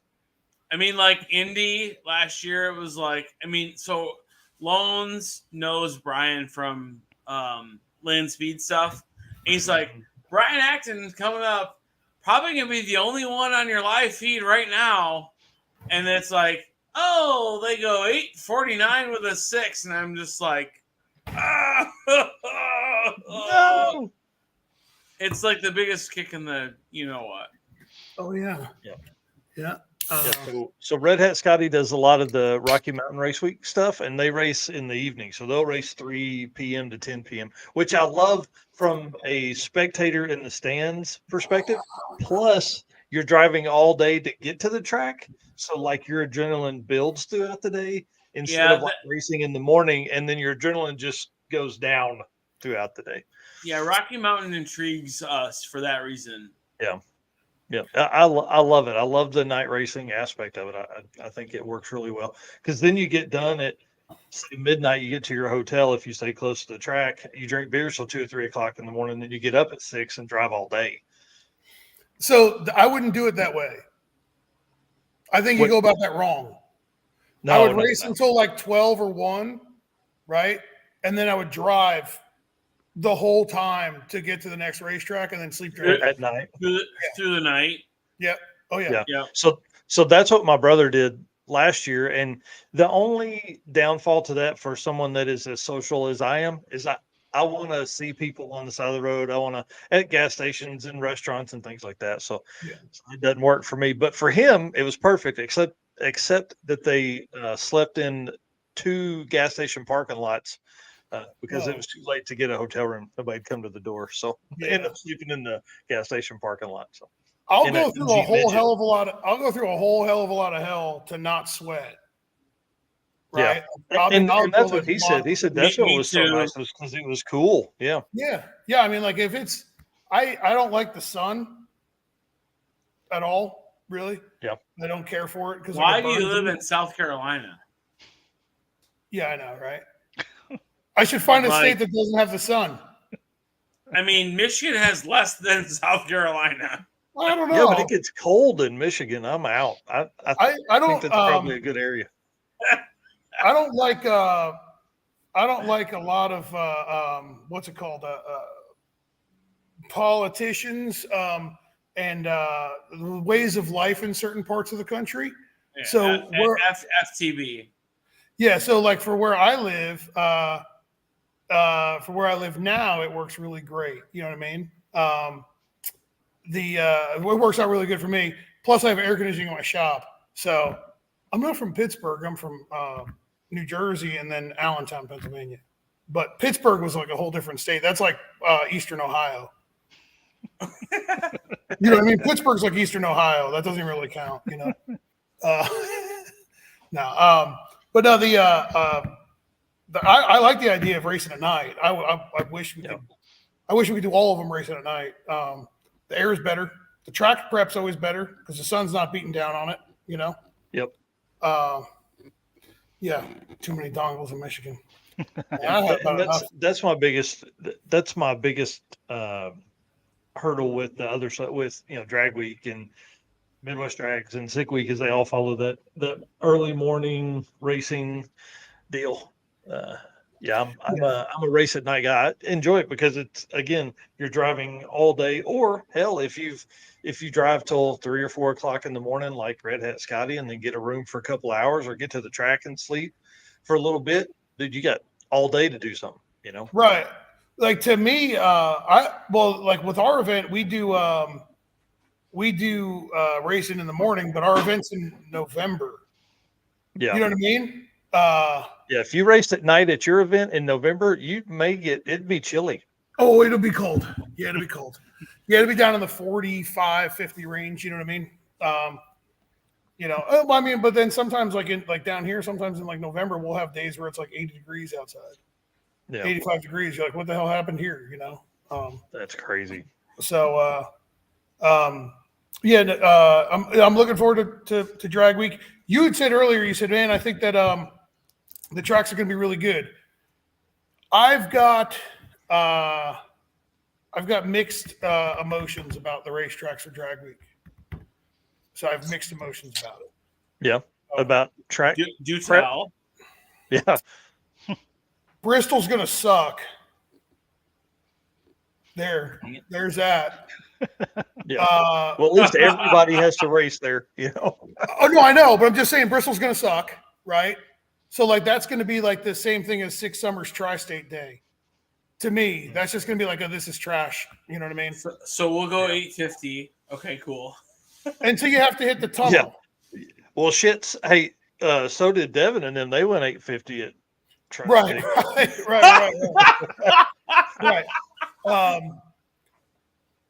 Ryan, bad tracks are right up your alley because the car ain't fast enough. Oh, ouch. You keep talking about them dongles. You keep just grinding them dongles in my face. Hey, Ryan was like 7. Ryan, what'd you run? 740? I don't know, but he went 46 or 7 first time out. Went 197 the one day, right? The last day. Take it off at the 8th? Yeah. This is going to start some shit that I don't want to start. I know. Well, he likes to start shit, but then he doesn't want to deal with it when it comes back to it. And that's what we call a liberal. Oh, ouch. Ouch. You kept digging at the dongles. Hopefully he understands I'm just messing with him. No, the Bristol's gonna. There's a spot at Bristol that you have to go over top of the tunnel that's underneath the Bristol, and the track is like terrible, like absolutely terrible. Both so I'm lanes, worried about Devin? that. What's that? Both lanes. Yeah. Mm-hmm. There's like a transition, and like when I say a transition, I mean like a very bad transition. So like it's right around the 330. So early enough. I'll have a boost curve in the car that goes like this, and it comes up, and then at the 330 it's going to go ding, and then it'll come back. I'm going to kill all the power. I'm going to knock a whole bunch of timing out of it, make it skirt over top of that, and then roll the power back in. I'm like, let it eat. Yeah, I don't know. When radials unload, you know what I mean? Like if you unload the tire a little bit too much, you'll lose it. And I get it. I mean, we're in different echelons of power though, too. Right. I mean, that's the biggest thing. Mm-hmm. Target. So which class are you racing at Drag Week? Are you gonna be back in Unlimited, or are you gonna do? No, I think we're gonna do. I think we're gonna do Super Street. Oh, sweet! That's awesome. Isn't that what Ryan's in? Yes. I'm just fucking with him. I just changed the tunnel. No,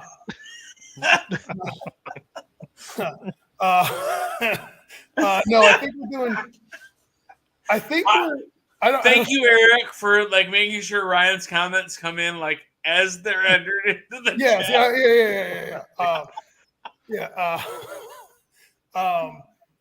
The key to it is just keeping a straight face. You know what I mean? Like it's like, yeah, that's what we're gonna do. You know. And then Mike's over there like, oh, sweet. Like, thank you. You know.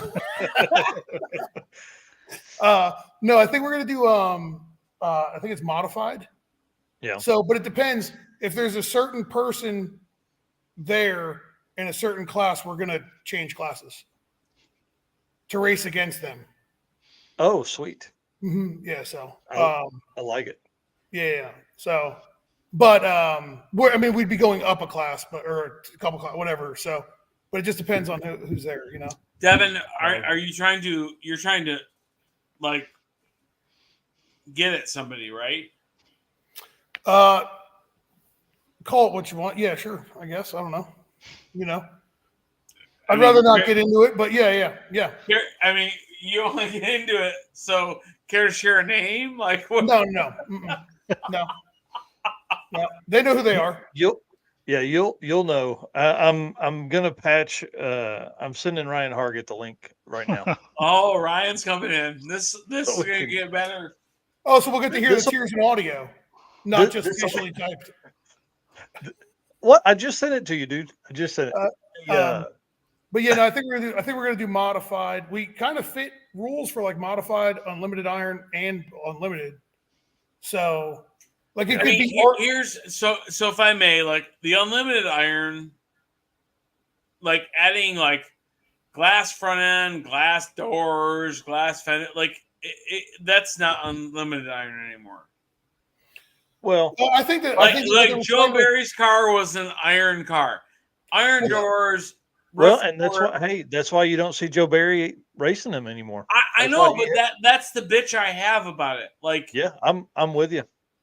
I think that their premise was just weight, right?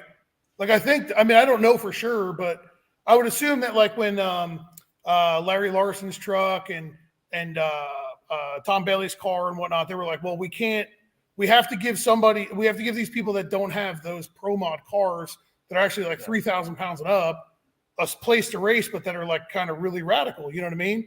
So I think I'm again, don't quote me on it. I think I'm right, but I think that if they're going to do unlimited iron, I think that they should move that weight up. Thank you, Rick. You know what I mean? Like move but it. Here's the deal, though. What's Tom Bailey's car weigh? I don't know, but it can't be too heavy, But I think it's 2,600. It's probably heavier than that, just because of those big stupid tires, and you know what I mean. Like it's cooling system. I mean, so then what's an iron version of his car weigh? 300 pounds more. Oh, it's heavier than that. It's probably 3,200. Yeah. Mm-hmm. Yeah, I mean, with all the same equipment in it, you know what I mean? Yeah. It'd probably be a 3,200 pound car if you took like a real car, left the the steel quarters on it, the stock floor pan, like stockish, you know what I mean? Like kind of like do what everybody would do to those cars that run sixes with them. Yeah, I think. And then you put the huge radiator and the cooling system and all that stuff, and you just like left the car as if I'm not going to remove a bunch of crap to race it, and then you know what I mean? I think it would wind up being race. Yeah, I'm Devin. You and I are not very far apart. Yeah, I mean, I think 3,200. I mean, like. The unlimited iron's cool at 3,000, but it'd be a lot cooler at like 3,200, 3,300. Yeah, and then get rid of the fiberglass allowance. Sure. But so like my thing about the fiberglass thing is like fiberglass. I mean, I understand it because the name is called unlimited iron, so like it should be iron. It should be iron. Yeah, I mean, it just makes sense. Like a magnet should stick to just about everything there, Yeah. But the unlimited iron being 3,000 isn't that big of a deal to get. Like you could take a Fox body and fit the rules of unlimited iron at 3,001 pounds, and then you're racing against people that are like 36, 37, 3,800 pounds. You've got a 600-700 pound gap on, you know what I mean? But if you took a 2,900 pound Fox body and you were forced to make it 3,300 pounds, yes, most people would like, screw it, I'll run modified. You know what I mean? Yeah. So my gripe with the fiberglass part of it, though, is that it's all about weight anyway. So my view on it is always like, well, let more people in it. If somebody bought a fiberglass doors and front clip and they're still 3,300 pounds, all right. You know what I mean? But I think you got to move the weight up. I think that the weight's got to be 3,300, So Red Hat's asking what your car weighs. I think to your point, it goes away from this iron concept, right? Well, it does. No, that's why I said my beef. That's why I said like iron's in the name, so it should just be iron. But with a weight limit on any class, I kind of just Yeah. throw that idea out the window when you put a weight limit Yeah. on them. And then Eric, Red Hat's comment. 3,300. Yeah, and we're like, 3,300. and so we were on Brian's car. We were on like 3,260. Yeah. Just to like not like run up against anybody's scales that are different. Mhm. So we've had scale variation that's 50 pounds, and so we run it, up against the higher edge, just to make sure we're not too light. Yeah. Yeah, like there you go. So 69 Camaro, 3,125 pounds. So like if he did all the things that he would do with, like if Tom did all the same things like with a 69 Camaro, like a steel 69 Camaro, he'd cut that 3,125 down to probably 2,850. And then he would add in the additional 300 pounds back into it with a huge cooling system and big turbos and blah, blah, blah, Yeah. So, see, Andrew lives near Bristol. So, are you out there? What's that screen? Who is that? That should be Ryan Hargett, but I can't. He's Is he got in there? poor internet connection. Nope, oh, not there yet. He's out. Well, I just pulled him off until we can get a screen on him there. Nope, it is gone. and then, so anyway, so Bristol was one of my concerns. And then, Rockingham. I'm up in the air about Rockingham. Like they just did a pretty huge remodel of Rockingham, and it's very nice. But I don't know if I'm afraid they're just not going to prep the racetrack. So I would speculate. So local track to us is 131 Dragway or Mooresburg Park. The kid, Sam Peterson. Yeah. Yep. His family, his mom's family owns Rockingham. Yeah. Oh, they do? Yes. Oh, that's cool. Oh, okay. And I would speculate that Samuel will be there for prep. I'm gonna send him a that'd be message and badass. say you better be there. What's that? I said I'm gonna send him a He's a good message dude. and say you better be there. Yeah. He's good. He's good people. Oh, I really like Sam. He's a great guy. Yeah. Yeah, Rick, I've heard the same thing too. Something about when they redid the concrete, there was a problem or something. I've heard the same thing. So, I don't know. but what's I mean, going on with Ryan still. we've been testing on like not so great racetracks. So, you know what I mean? Yeah, I mean, like Brian's car, like we try and make the car lazy early, so it will accommodate shit tracks. Right. Maybe his webcam's off, or maybe his I know what it is. His laptop's probably in his trans tunnel. He doesn't have the dongle plugged in. Yeah. Dongle is not plugged in. There you go. You got your dongle. Oh shit! He's in his stacker trailer. He's in his stacker. Look at that shit. Is that in there every fast time? enough to rebuttal Devin? Are you at Indy or something this weekend? No. Oh, I wish. yeah. She's I don't have a pro mod like Wi-Fi Devin does. I can't take it there. I'm sorry, I couldn't hear you from the peanut gallery. What was that? Can you turn your volume up any louder than your car or no? I said I can't. I said gotta I come better can't than take that. my car to Indy. Oh, it Like was you, Devin. I can't run pro mod. Oh, I see. So is it a bracket race or what? Sure, What's- they have what's- that there too. Oh, is that what's going on in Indy? It's What's the going on, big man? one. There's 900 cars in Indy this weekend. Oh, what's it for? The He U.S. knows Nationals. what's going on there. Big No, go. I don't. I honestly, genuinely don't know what's Seriously? going on. That's what I know it is.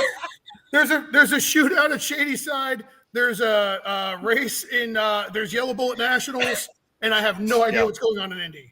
Yeah, That's the Yellow two Bullet that I know. Nationals is the big one, and the big go at Indy is this weekend. U.S. Nationals.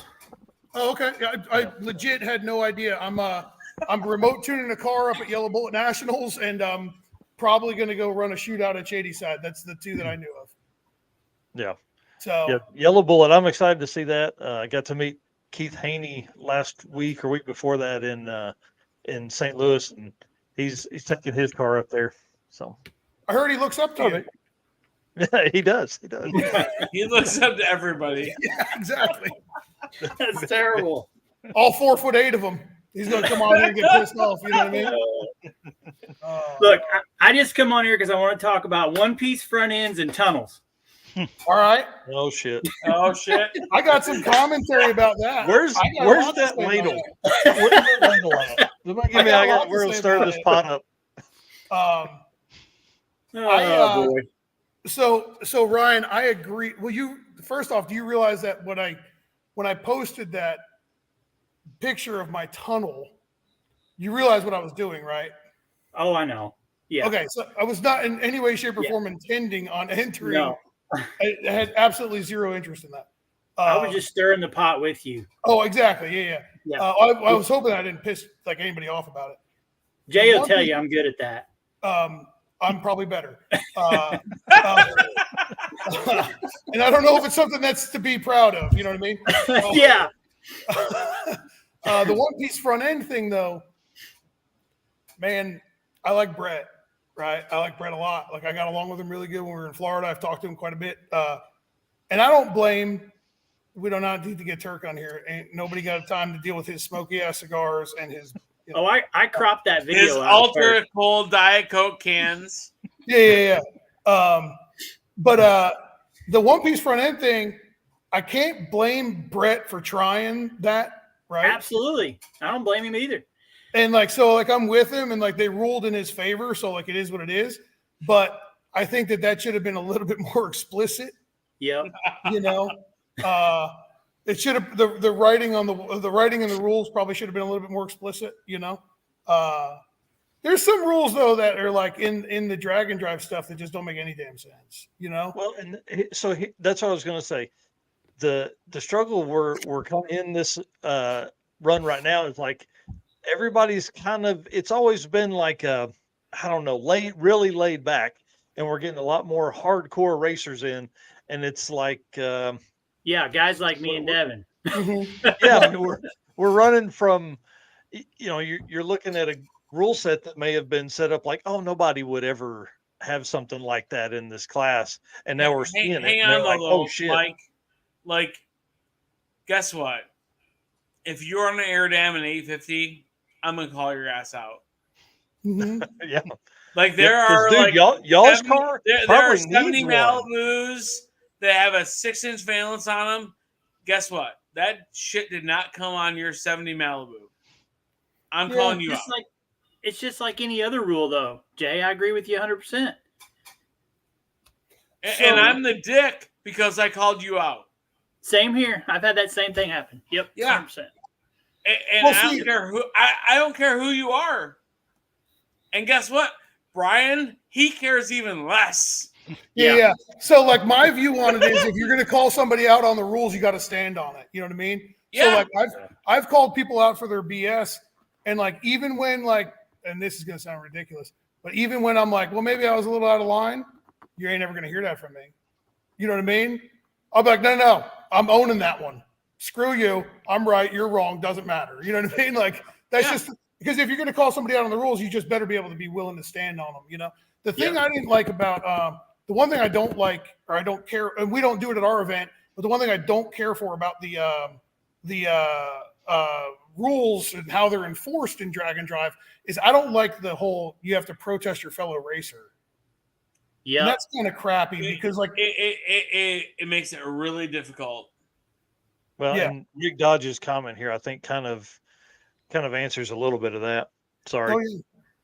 No, he's right. But well, I guess then the other side of that is do you not want other people to show up?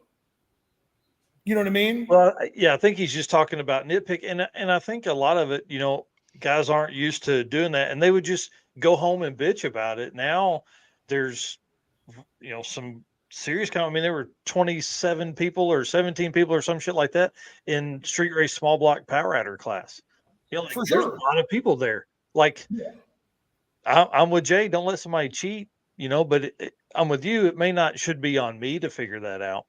Yeah, so so like, you get and flamed. the bitch for me is like, so Brian's car, it's a 70 Nova. The front bumper to the ground is 12 inches. Yeah. Mhm. Frankly, at 160 miles an hour, it's not safe because there's Right. so much air going underneath the bottom of the car. Put Well, a valance on the bitch. Well, so my question is that why is there any rules if you're an 850? Because Jay has it's an answer street, for that. It's street race. Yeah, he's got an answer for that. Yeah, it's street race. No, nothing for that vintage of vehicle is allowed. So you're on a 94 Camaro, you go to an SS, front valance, big wing, all that shit. But in 1970 Nova, you can't.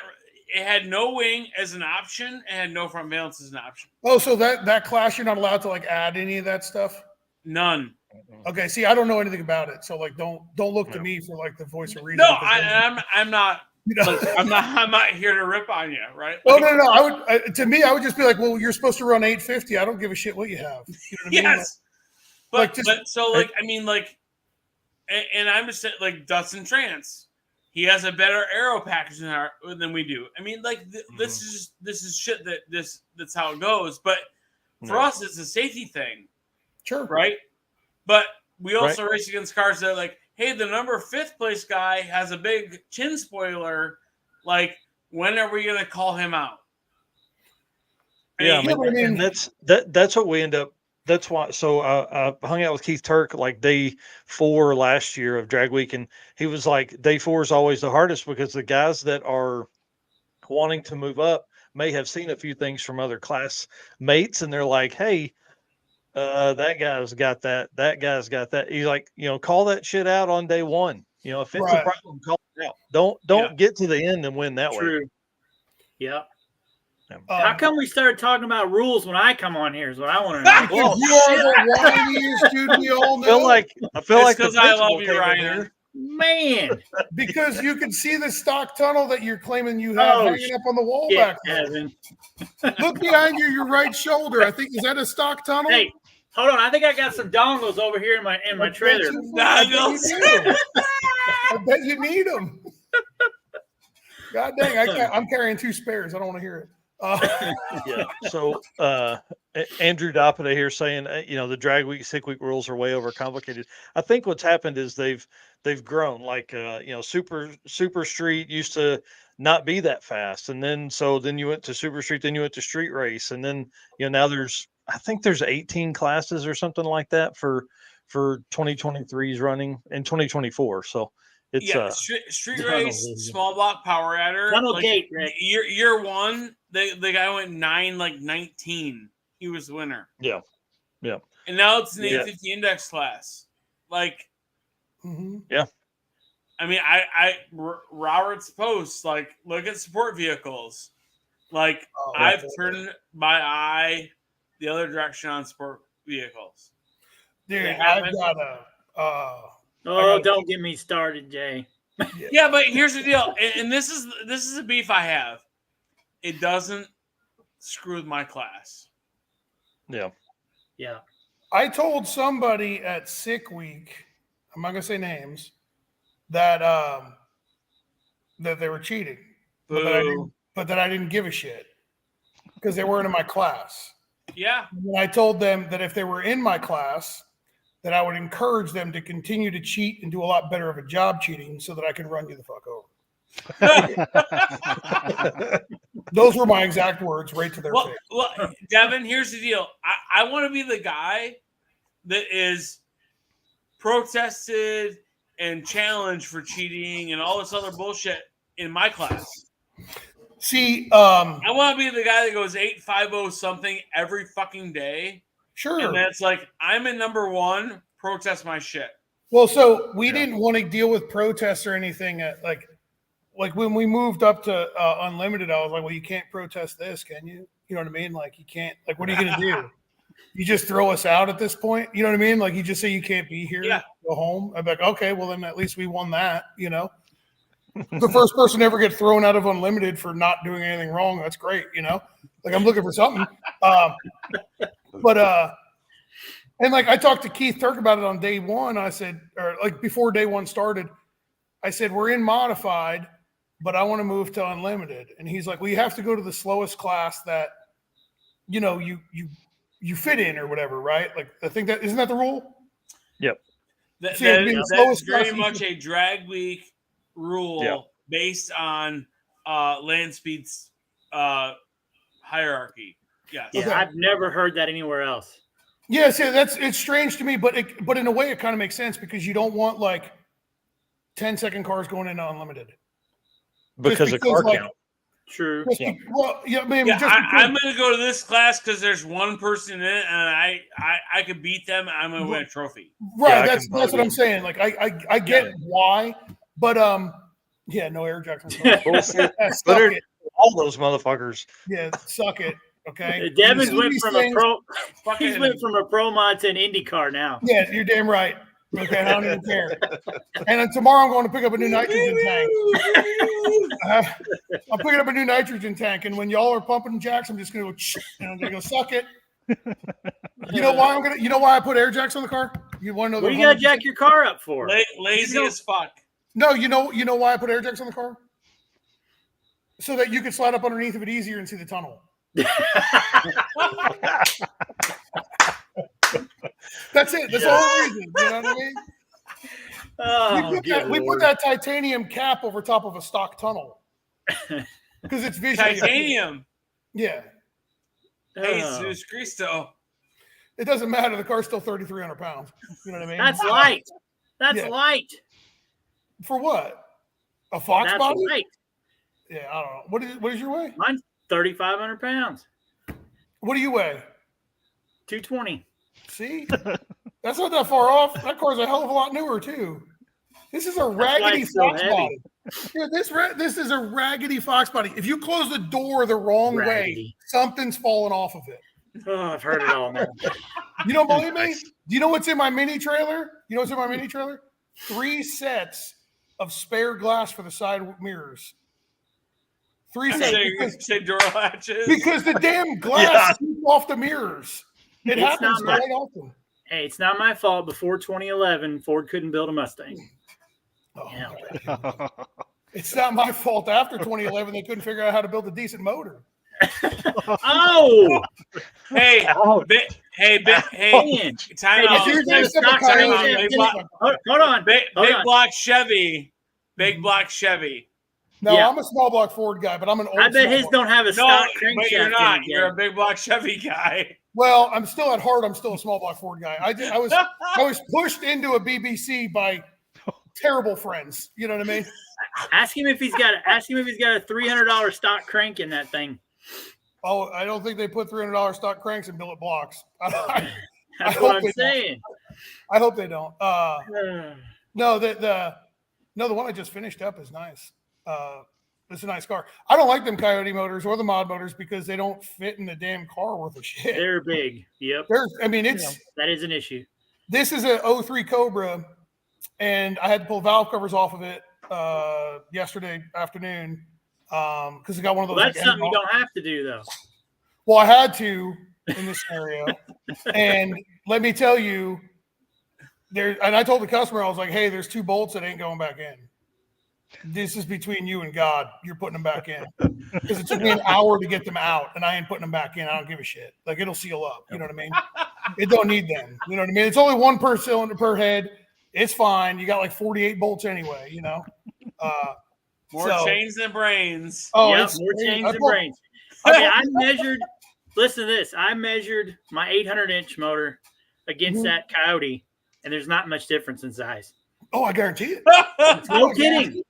Oh, I guarantee it. And I know what 800-inch motors in Ryan's other car. Yeah. Like, dude, I've done 5.3 bore space motors in Fox bodies where I'm like, there's more room in this thing than that 03 Cobra does with a Coyote in it. Yeah, my 5.2 800-inch motor is about the same size. Yeah, it's insane. It's wild. So yeah. But I got to say, like, Brett made my Brett LaSalle made my employee Justin like a believer, right? He was like, God dang, that Coyote motor was like that fast. Like, it takes that much abuse. I was like, yeah, I guess so, And so he's under the impression that it's like it just came out of an F-150 and it's got like a couple little things done to it, right? So he starts going down the wormhole of like, well, what does Brett LaSalle have in his engine, And then he finds out that it was like almost 30 grand or something, right? And my employee is not it's not 45. He's not a hardcore drag racer. You know what I mean? Like I don't have that much in mine, I promise you. It's stock cylinder head with valves and springs. Yeah. Stock block with sleeves, stock crankshaft, rods and pistons. Right, I'm not talking about yours. I mean, it's nothing. Yeah, well, when he found out that it was like 30 grand, he was like horse laughing about like who's the idiot that pays that much money for a stock block anything. And I was like, well, we got a car in the shop right now with a stock block LS that like probably has that much into them too. So yeah, true. It's wild how much money you can spend on some of them, but they run good, and I mean, like let's be honest, Brett LaSalle ended up the week with a 674 average. Oh, I'm not taking anything away from him. I like Brett, and he did a fantastic job. That car is really cool, and he's really nice too. Yeah. Yeah. Now, does he push the limits of the idea? For sure. But like, I have a customer who absolutely did that in the all motor world. I don't know if you followed that at all. Oh yeah. Yeah, Ed Enzer. Yeah, Ed and Jimmy love them dudes. 746. Yeah. Mm-hmm. Yeah, all motor. What's funny about that is that's a 632 nitrous motor. There's no nitrous on it, but it's literally like a nothing crazy 632 nitrous motor. And what's even funnier is that I put a startup tune-up in that car when I wired it and said, all right, to be easy on it, go to the dyno, whatever. And then the car got sold, and then it got turned into a drag and drive car by Ed. And then Ed calls me and says, hey, I'm going to go race this thing all motor. You think you could help me? And I was like, with what? And he's like, with tuning it. I was like, well, did you ever like bring it to a dyno or like do any of that? And he's like, no. I was like, oh. So at first I didn't know Ed, because he bought the car from a customer of mine. And I was like, I don't know, man. Kind of just blew him off at first because I was like, you know what I mean? Like, I don't know how honest you are about any of this shit. And then he calls me and he's like, hey, we're going to go to the racetrack. I was like, okay, well, have fun. You're running all motor. You ain't going to tear it up on motor. You know what I mean? And he calls me, is this motherfucker's fast? He was like, you hooting and hollering. This thing's fast. Blah, blah. And it runs so good. And I'm like, how fast did it go? And he tells me the thing is like, first time out, it went like 820s or something with like the wrong converter and whatnot in it. And I said, it went 820s in the quarter. And he's like, yeah. I just asked him, I said, is that pretty good? And he's like, yeah. And I'm like, all right. So then I said, well, do you need my help? And he's like, no, I just need to change the converter. So he changed the converter, went like 760s and then like 750s and just chipped away at it. Like, move, all he knows how to do is all they know how to do with that with the EFI is how to use the timing retard. Yeah. That's all they know how to do. Yes. They don't know how to do anything else, So that's all they did. So he goes to Six Summer. Wow. I never touched the computer in the car. I'm telling you, I put a startup tune-up in it, and I was like, yeah, we're good, Dongle must have been programmed in that one. What's that? The dongle was programmed in that one. Yes. Mm-hmm, mm-hmm. That was pre-dongle gate. Don't mention any other names. Yeah. That was pre-dongle gate. That was pre dongle gate. But he went out and he never drove the car before, like on the road. Wow. Like never drove it down the road or anything. And like day one. Like me and Josh ride up there and we meet Ed for the first time. And Ed is at like 1,000 miles an hour all time, right? Yeah. There's no slowing ready down. to go. I mean, Yep. He is extremely high intensity, and he's about 160 pounds, right? So like maybe. Yeah, like really skinny guys scare me, right? Because they're fast. I weighed 160 pounds in 7th grade. Yeah. I think I was 160 pounds at like 7 years old. He's like, he's really wiry, and like really skinny guys always scare me because like I don't know how you don't like food that much. You know what I mean? Like you can't be trusted, you know? So like, how'd you get that skinny and not eat? Like what's wrong with you? You know? So they can't be trusted. So he's like bobbling around, and like he walks off, and I look at Josh and I said, man, you think he's going to make it till tomorrow? We're both like, God damn, I don't know.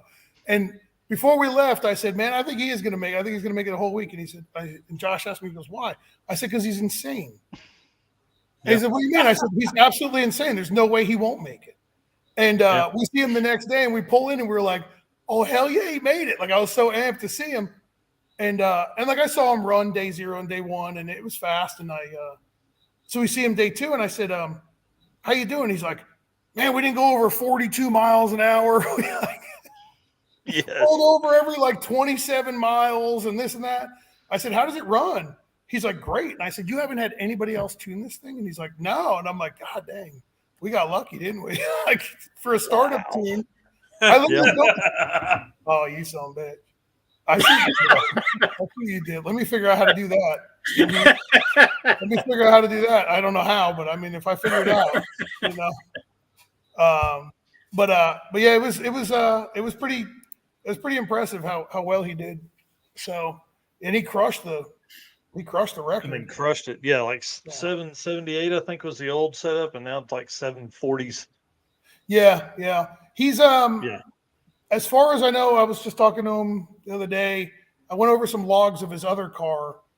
What's funny is he took the tune-up out of the blue car, and he has another car, a red Fox body, and he had a local guy wire it up, and the local guy up to him just took the tune-up out of the blue car and shoved it in the red car, and was like, well, let's see if it starts, and it starts and runs, and he was like, all right. And I told the guy, like, hey, you got to just change cubic inch a little bit and you'll be all right, you know. And he's like, okay. And he's been racing it on that too. So I finally, just like a week ago, I spent about 2 hours on TeamViewer with him going over logs of the red car. And like literally it's a startup tune-up for a 632 that he shoved in this other car with a different engine. And I was like, man, there's a little bit of room for improvement here. You know what I mean? And he's like, I think I'm going to bring it to drag week, you know? And I'm like, oh, Jesus Christ. So I guess he's going to chase another NA something with his red car, which apparently is very nice. I just have never seen it before. So I've heard stories the red car is nicer than the blue car, and the blue car was really nice. Yeah, the blue car was really nice when after I wired it, and then whatever they did when they added a whole bunch of stuff, it looked pretty. I yelled at him about it, you know. He was a carburetor guy, right? Like that was the first bit of EFI they had done or something, right? Dude, listening to him about carburetors, he's like, I don't know any of this dumb DFI shit. I'm a concrete guy. I don't know this computer shit, you know. And I'm like, geez. Apparently, he took the red car to Florida for Sick Week this year, right? Mm. They tested the whole week prior. They couldn't get the carburetor to run worth a shit. He took the car home and said, screw it. I'm putting fuel injection on it. He contacted us and he bought all the parts from us. And he had his local guy wire it up and install it. And it runs like it already ran like 3 or 4 tenths faster than when it had carburetors on it. So that's awesome. Yeah. He's a converted. He's a convert. You know what I mean? Yeah. You know, he's slowly getting into 2023. You know. So next year we're talking about maybe being able to teach him how to use the rev limiter. 2023 is time and retard. Next year, maybe a rev limiter. That's about it. We ain't gonna get too far, you know. Well, if he brings the red car to drag week, that's gonna be interesting because that car, bring it on. That blue car was as street a car as possible. I even saw Ryan looking at it, going, "Man, that's got a really nice tunnel in it." Yeah, the doors are off of it because they don't roll down. Yeah, real street car. Well, no, I think the doors are off for airflow. That's what we'll say. Yeah, they didn't roll down. The windows didn't roll down. Yeah, no, the windows definitely. The windows don't roll down. Good, come on. They don't need to roll down when you can take the doors off. That's where I draw the line. I told him he should have put a sticker on the back window that said it's a Jeep thing. You don't understand. Yeah, because the doors are off of it. So Yep. they slept underneath that car every night. Yeah. Yeah, They they slept drive all the way to around the track at underneath the car 42 under the miles an plug. hour. Yeah, it's psychopaths. He did the entire drive on race gas. He drove the entire event on race gas. Wow. I said, "You're out Well, of your we mind." didn't know how to mess with the timing. He doesn't know how to Because, do like, anything.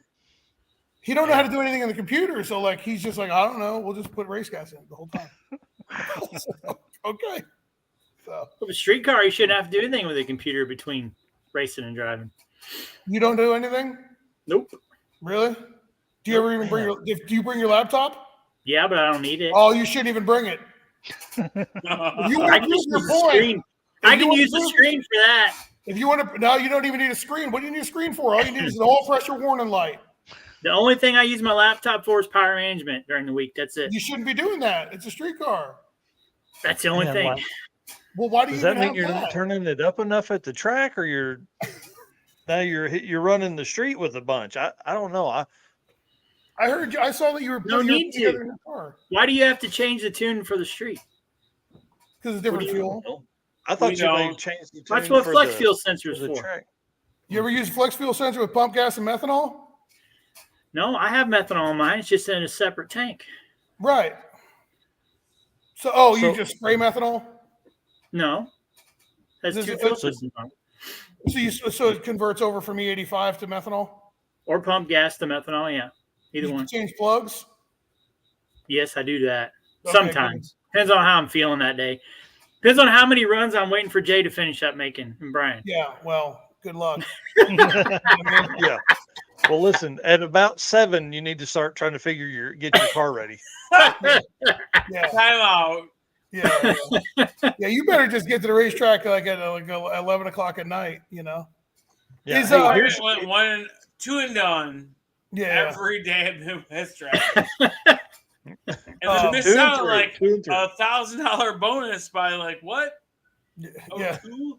Oh, man. Yeah, that hurt. Yeah. The Should have made some more runs.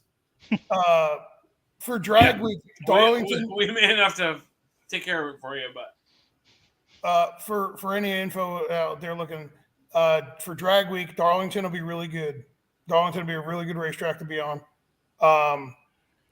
One of my customers just went on a 275 radial, just went a 961 60 foot there on Friday night and again on Saturday. So in the heat. Wow. So the track is very, very good. So Yeah, I've never been there. Here's where that's going to get people in trouble. They're going to come from a marginally prep track to something like that, and they're going to be. Well, now I don't know if they're going to. I don't It's think be a fun year. they probably won't make it that tight. Yeah, if it's drag week in the middle of the day, it's not going to be that tight. Yeah, it just can't be because of the volume of cars. But No. like that's what happened at our event when we went to Orangeburg. I think I told you, like we have a driver. Like I hold a drivers meeting every morning just because we have a smaller crowd. You know, we have like 100 people. You know, so so I hold a drivers meeting every morning. So we went to Orangeburg. The day we were at Orangeburg, I'm standing there and I'm talking to everybody, and I said, "Listen, I need everybody to figure out to put a couple extra pounds of tire pressure in, and or a couple extra pounds of air in the tires, and I need you to all to move the rev limiter up a little bit and add a little bit more boost in the starting line." And they all looked at me like I was crazy, and I said, "You'll understand this track is insanely tight, and it's going to pull the motor down. It's going to wad the tire up. It's not going to move. Like I'm telling you." So for the first 45 minutes to an hour of the track running, like the track hot, I'm standing up there at the starting line, and I just hear like all these motors getting pulled down. They let go of the button. It's like you're like, I told you. And then like I see tires getting wadded up, and then like wheel hopping and stuff and chattering, and I'm like, so finally like the one guy comes over and he says, "It's never done that before. I thought you said the track was really good." I said, "The track is really good." I said, "The problem is it's wadding the tire up, and doesn't have enough power in it, and it doesn't have enough air pressure in it." He said, "Well, I got the air." He said, "Who's on radios?" He goes, "I got the air at 17 pounds." I said, "What the hell is wrong with you?" It's like a 3,500 pound car. And he says, "What do you mean?" I said, Fuck, you should be like 21. I said, "Move it up to like 22 pounds and try it.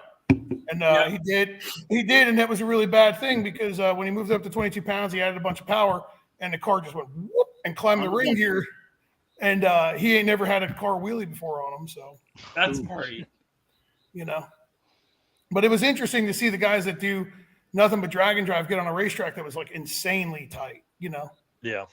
We made a test hit there and went 2.97 G. So that day, you know what I mean? So that ain't too bad for a 3,300 pound car on a 275. You know what I mean? Wow. So are you going to run a 275 at drag week? Yeah. Oh yeah. Yeah. I'm not doing. We're not going to do we can't fit nothing else bigger on it because it's a street car. It doesn't have like huge tubs. You know what I mean? Yeah. Like those factory 2015 cars. They were planning out the Pro Mod for you. That's what it was. Rick, mine's not a 15, that's some bullshit fuel economy. He's a carburetor. Yeah. Yeah, but here's the deal. Old school carb guys are like, wow, this is a fuel and mirror eating device, and we should get the same fuel economy you do with EFI. Right. And then they turn their distributor until it pings and back it off 2 degrees. And then they go make a hit. Nothing against you, Rick. It's all right. I'm just saying, like, it's a carburetor. You know what I mean? Fortunately, everybody else stopped using them. Devin, you run race gas or 93? 87. 87. How about you? Well, whatever. Well, I mean, like, I'll buy 93, but like in when we were in wherever that state was that was in the middle of nowhere, I think it was Iowa. They only had 87 or 89 or something. Okay. And they just shoved it in there and it was fine. You know what I mean? So Jay, I can run anything from 87 to E85. It doesn't matter. Dongle man. Yeah. All right. You just now seen that? Yeah, I saw it a while ago. That's why I said, let me figure out how to do it. Yeah. So Brian's car is like around 12 miles to the gallon on E85. We got so I know without pulling the trailer on 93, I can get right around 19. Without a trailer, okay. Without the trailer, without the trailer. With the trailer on 93, we were getting like right at like 12-ish, like 11 and a half to like 12 and a half.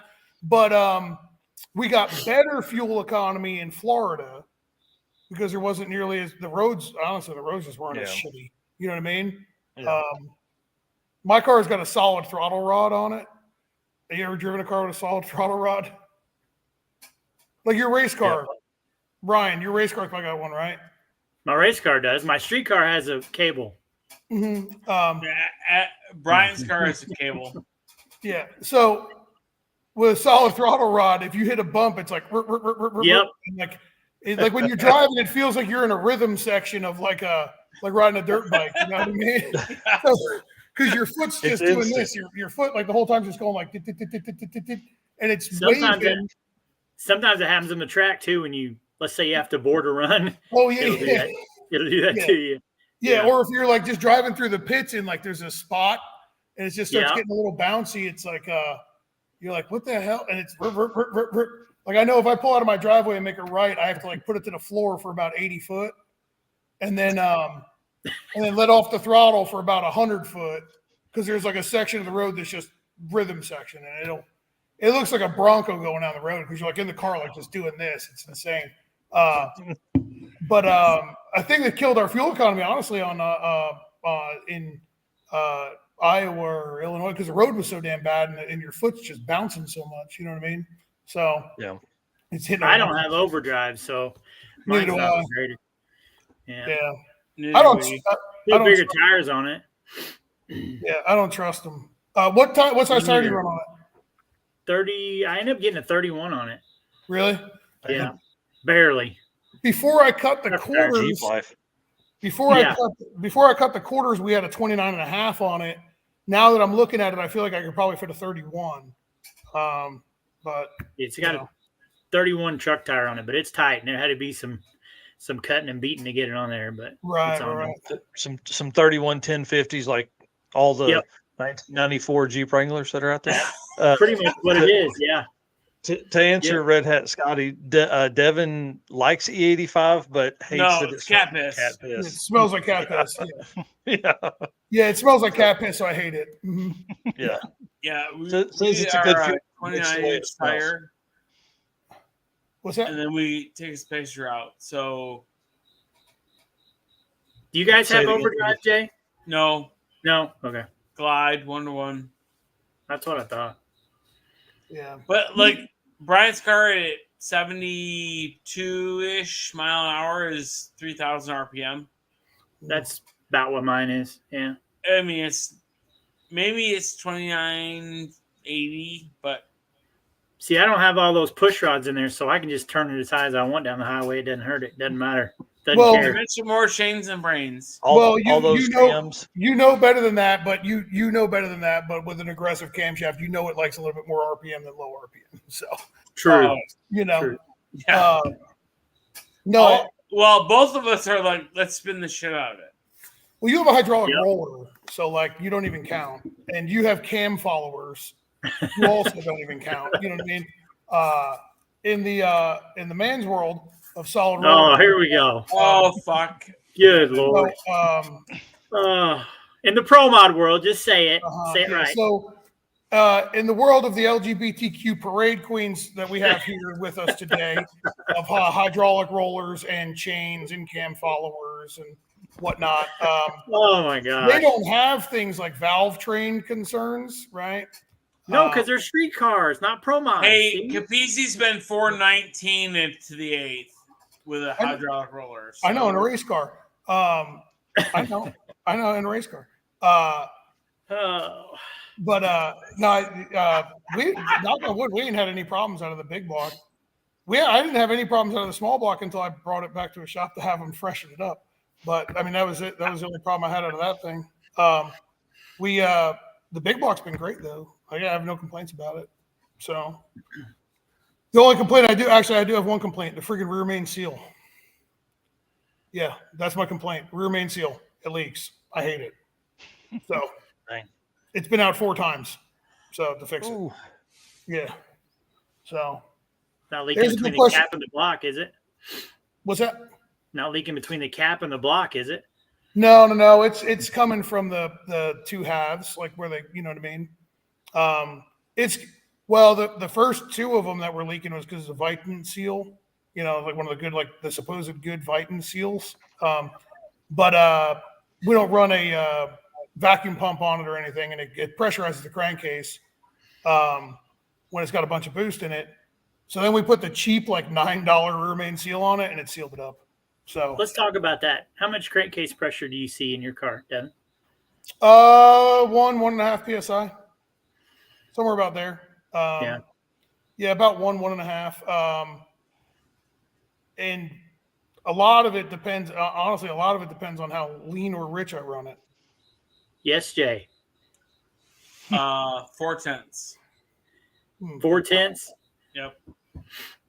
Yeah, I got way more than that. I need to work on my valve covers. Converter couple is the worst.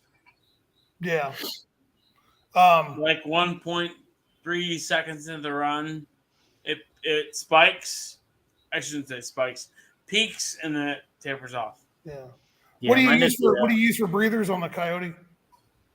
It's factory GT, like the new GT500 valve covers with bungs welded into them, but it still uses the internals in the factory covers, which look big enough, but I'm going to change them. What size are the AN fittings? But I upgraded it to 20 going to the back. Oh, it's a single 20 going to the back? No, 220s. God dang. And you Yeah. still have crankcase pressure? Holy shit. God dang, really? Yep. Holy shit. It's better, but it still has some. But see, the fitting going in the valve cover is still a 12, so it's neck down right there. Oh, so That's it's what a I 20. said. It's a 20 that goes like right to a 12. Yeah, 20 and goes to 16 to a 12. So Gotcha. Okay. yeah, I've got the car part done. I just need to work on the valve covers now. Gotcha. Okay. So Yeah, we use the Cunningham machine, like burn down tubes. yeah, that's what I want to change it they're to. good. I want a quick disconnect, so when I hook vacuum to it or whatever, it Yeah. comes on and off easy. Yeah. Why would you need a vacuum for your street car? Oh, here we go. I was just wondering. I mean, I don't have a vacuum. I mean, we run -10s to the valve covers, and we don't have a problem. When you put it on real man fuel, you will. You know what I mean? I'm just saying. Like if you put it on man I fuel, actually had that problem on race Hey, gas too. really? We Yeah. run on cat piss. Yeah. When you very minimal problems on that cat piss. Methanol. Methanol is the worst for it. I'm surprised you had problems with race gas. Back then, I had only had 2 12s going to the back, Oh, okay. so Yeah. that was part of it. Yeah, Yeah. I've switched it since then. Funny story. I had a guy bring me a car to help him get running, right? And he said every time he cranks it, it wouldn't start, but he would always hear after he let off the starter, he'd hear this like squeal, right? And he's like, it sounds like a damn pig getting. Like, I was like, what are you talking about? So he hits the button, lets off of it, and you hear like it's like compression bleeding down. You know what I mean? You're like, what the fuck? Oh, I know where you're going. So like I start looking at the car and I'm like, hey, there's no breathers on the valve covers or something, like nothing. Like it's just sealed up. And he's like, man, what's wrong with my valve covers? They're really nice. And I'm like, they are. It's just there ain't no fucking holes in them. You know? He's like, he says, Well, I got a confession to make and a good story, so you guys can make fun of me over. So when I put it back together earlier this summer, I was all excited, wanted to fire it up. Didn't have any of the breather stuff done. Just put the engine back in. Had 2 of those little metal caps, AN caps on the valve covers. Wow. Started it up. And the next thing I know, there's oil pouring out of the exhaust, coming out of the turbos. oh, yeah. Like, Yeah. you idiot. Yeah. I saw it happen to a rear main seal on an LS. You idiot. I'm surprised it didn't come out anywhere else. I was shocked. Yeah. That was a bonehead one. It's Yeah, funny. I mean, like Brian dynoed his SB combo at Baker, and she's like, this thing has 4 pounds of pressure. You have a problem. Yeah. Oh, you should have seen all the pressure this had just idling with those 2 caps on there. I got the dialogue. It was a lot. Yeah, I bet. That's funny. Don't tell my turbo guy that. Yeah. Yeah. Ryan, what events are you doing for the rest of the year? Just drag week? Probably just drag week. Yeah, that's probably all I have time for, unfortunately. Afraid to come to our race. I understand. Okay. I just wanted to clear that up. Yeah. Does it count? When is your race? November. Does it count for the points for the whole deal? It should. Yep. All right. Well, if I do real good at drag week, I might be there. Let's just put it that way. Let's go, bud. Yeah. Dude, it'll be it. Our event is like, it's geared towards going fast. That's what it is. It's geared towards going fast. No, we have a dial your own class and we do dial your own. No, I'm not laughing because of that. I'm laughing because I believe that's how you set your shit up. Yeah. I mean, it's geared towards like the time of year that, you know what I mean? The air is great in November here, as long as we don't have like some weird freak hurricane like we did last year. Disregard that part. And we go to really good racetracks. So the hope is that everybody shows up, swings for the fence, end of the year, goes personal bests. That's what we want to see. You know what I mean? That's what we typically look for. You know, that's what we hope, or that's what we hope for. I mean, and we got cool prizes and stuff. To be honest, I have not had my car on a really good track. I mean, everything we've done is this drag and drive stuff, and normally it's not the greatest. Yeah. You will not be riding the dots. I'll tell you that. You know what I mean? You won't be riding dots on traction control. I promise you that. Kyle Beaumont, it was funny about Kyle. He came, you know him? Oh, yeah. I do. Yeah. Kyle came down last The year. bright blue Firebird. Yeah. Okay, I know which car you guys talking about. Yeah. He He's came gonna be on down. the shirt with us for the circuit next year. Yeah. He came down and for the first event that we had, and he came down for our test session the day before, right? And it was the first event we ever did, so I didn't know how to go about it. So I was like, well, we'll just do a private test the day before, you know what I mean? And then we'll do registration like morning of, and then just get to racing. And because we weren't anticipating like a huge car count, like we try to keep it around 100 cars, you know what I mean? So, or 100, 150. So anyway, like on test day, he's like, man, he's like, how much more power do you think I can put at this thing? And I'm like, what'd you just run there? And he's like, I don't know. I think like one. He's like, best 60 foot I ever had was like 127. I was like, what are you doing? And he's like, what do you mean? I said, dude, turn it up. Like, that's stupid. Stop it. Like, hit it with some power, you know? And he's like, really? So like first hit out, he goes like I don't remember the exact numbers, but it was like 122 or something like that. And he was ecstatic. And I was like, yeah, turn it up. He's like, what do you mean turn it up? I'm like, give it more power. And he's like, really? I was like, yeah. He wound up going like 114. And he was like, I don't even know what to do. And I was like, really? He's like, this is insane. I was like, this is just a private test for us. You know, I don't know, you know. Yeah. And, he was so ecstatic, you know what I mean? he was blown away. Yeah. He's been faster and faster like all year. That helped him really get a bunch of stuff figured out. Yeah. He's awesome. Yeah, he's an awesome dude too. He's a really cool dude. Yeah. He's got a good shop, you know what I mean? Like his shop does good work and everything. And I like that you know, he just sticks to exactly what he likes to do. You know what I mean? And he doesn't like to go off into the deep end of doing stuff that he's, you know, not, you know, exactly geared or focused towards. So I can respect that a lot. So, Well, real quick question here. So this Facebook user says, one more serious question. Which Dragon Drives are going on for the rest of the year? And how many are you going to do? Whatever. There's a bunch. There's like 11 left. So they're all over the world and country and all that stuff. So I'm going to put the link to the most current list I have right now on the website in the chat, just so everybody can jump over there. But there's some crazy stuff coming for sure. I'm excited about your event in November. I'm excited about Drag Week that's coming. It's going to be crazy. And then Race Week, there's some racers on Race Week like Corey Thompson that are, I mean, seriously chasing the world championship points. So they're going fast. Like Corey Thompson's car, 67 Impala, with the twin turbo LS setup in it. I mean, he's really going to be right on the edge of sevens this time. Will be the fastest he's gone. He's been 8.0s a bunch in the hot rod class. So yeah, I talked to him when we were at Six Summer. He's a nice guy. I like him. Oh yeah, Nice super guy. nice. I like Did that that whole car. week by himself. Yeah. That Impala is sweet. That Impala is cool. really sweet. Yeah. I'm a big fan of That's a that cool one. car.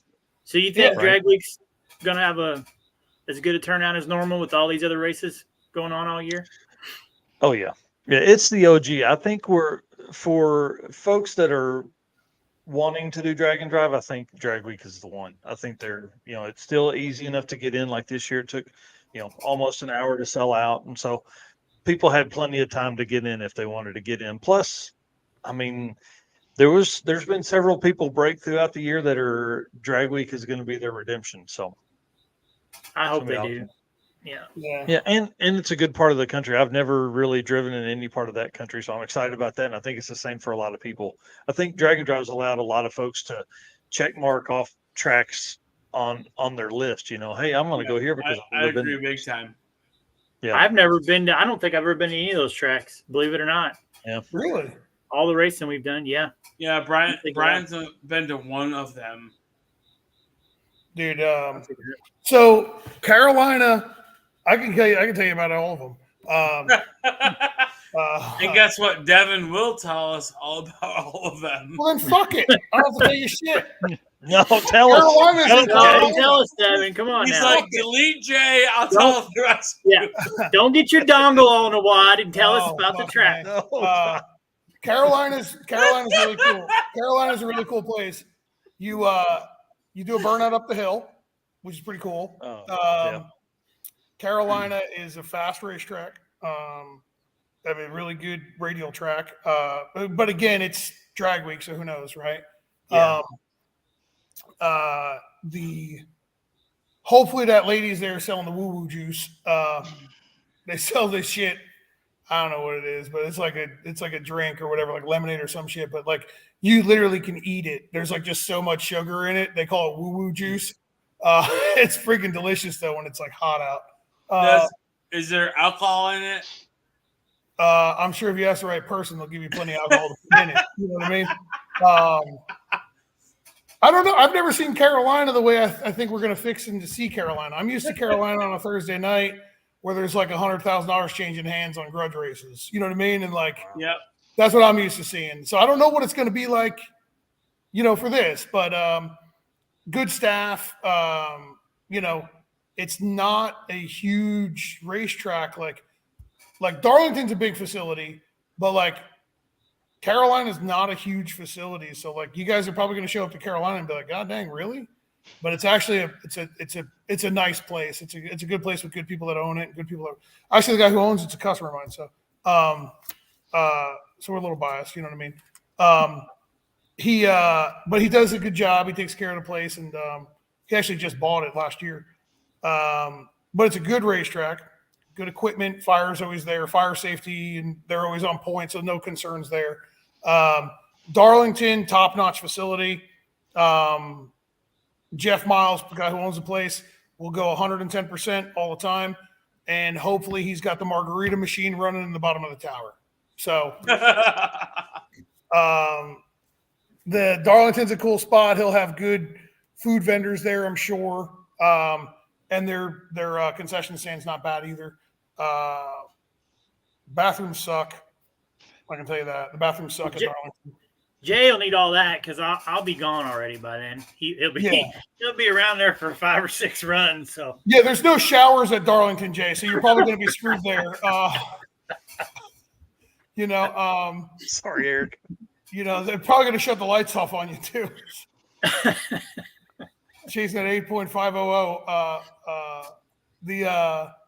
But no, we've done that shit at night. It's okay.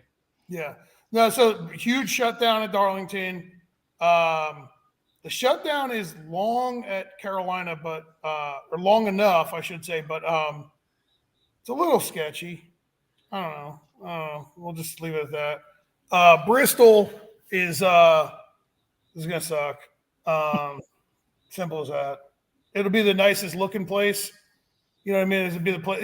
People know it. You know what I mean? But track prep's going to be pretty mediocre at best. I'm assuming. And then Rockingham's I always think of Rockingham as like Civil War's race. Like that's where they used to hold all the old Civil War races. Have you ever been there? Or none of you guys ever been to them? So they used to do like these North versus South races all the time there. I remember those, but I've never been to one. Yeah. So it's like kind of like a nostalgia thing to me for Rockingham. I will ask if Samuel's going to be there because that'd be phenomenal. Oh, if Sam's going to be there, it's going to be awesome. That'll be great. Yes. Yeah, that'll be great. I'm going to have to bother him now. So he was awesome at Six Summer. He was great. Yeah, he was really cool. So his mom's parents own Rockingham. Okay. And they own 131. Yeah. Which is local to me. So we are fortunate. Was that in Michigan? Yep. Okay.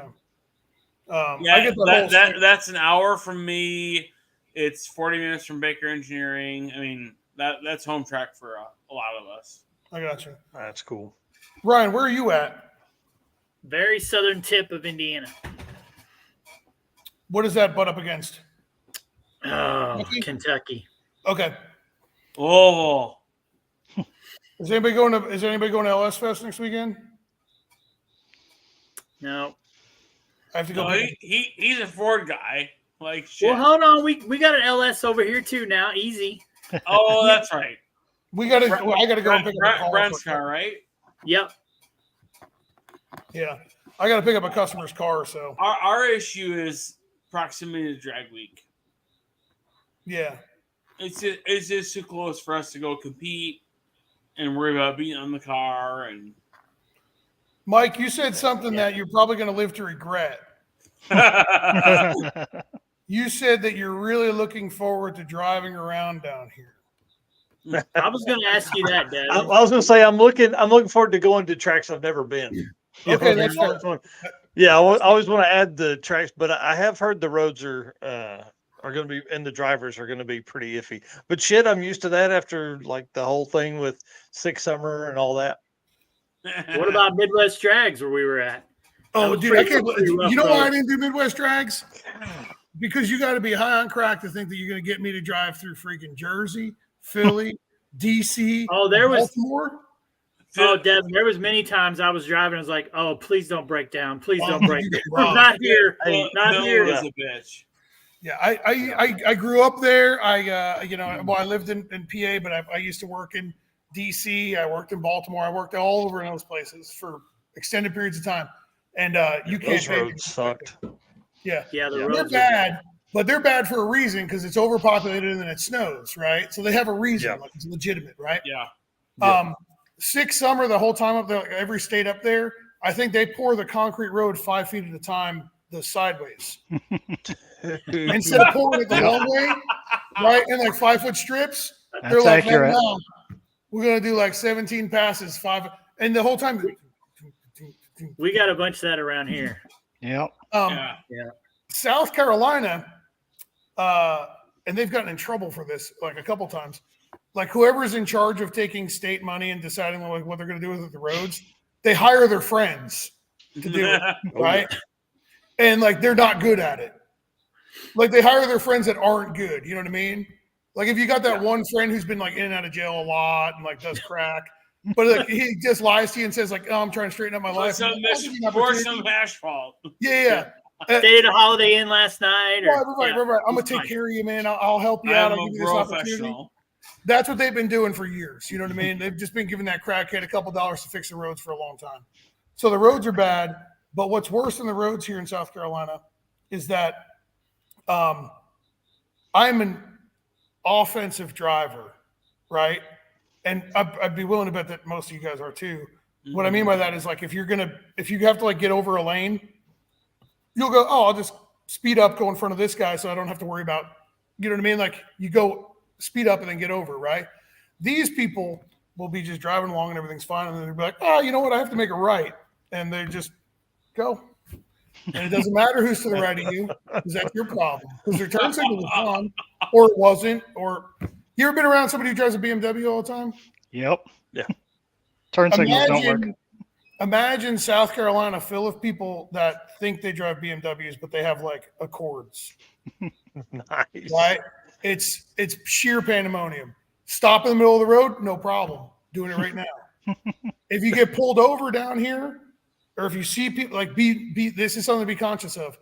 When you get pulled over down, or when people get pulled over down here, they pull over in the middle of the the middle of the road. They're just like, I'm stopping right here. Yeah. Really? Nice. Like, dude, it's the weirdest thing. I didn't like you got like a 2-lane road, but there'll be like a what do they call it? Like a suicide lane. You know what I mean? Like kind of in the middle, right? They'll just stop there, and that's it. Nice. And then the cop's okay with it. I got pulled over one time, and I drove like a half a mile till I could pull over into a parking lot. And the cop like came running up, like hand on the gun, like, "Were you trying to run?" I'm like, "No." And he's like, "Why didn't you That's pull funny. over?" I said, "Where?" You know what I mean? He's like, "Back there where I threw my lights on." I'm like, "In the middle of the road?" And he's like, "Yeah." And I'm like, "Well, that's stupid." And he's, "What do you mean?" I said, "You could have got killed." And he says, "What do you mean?" I said, "You got to get out of your car in the middle of the road, and it's night." And he's like, "Well, everybody pulls over in the middle of the road." And I'm like, "Well, that's stupid."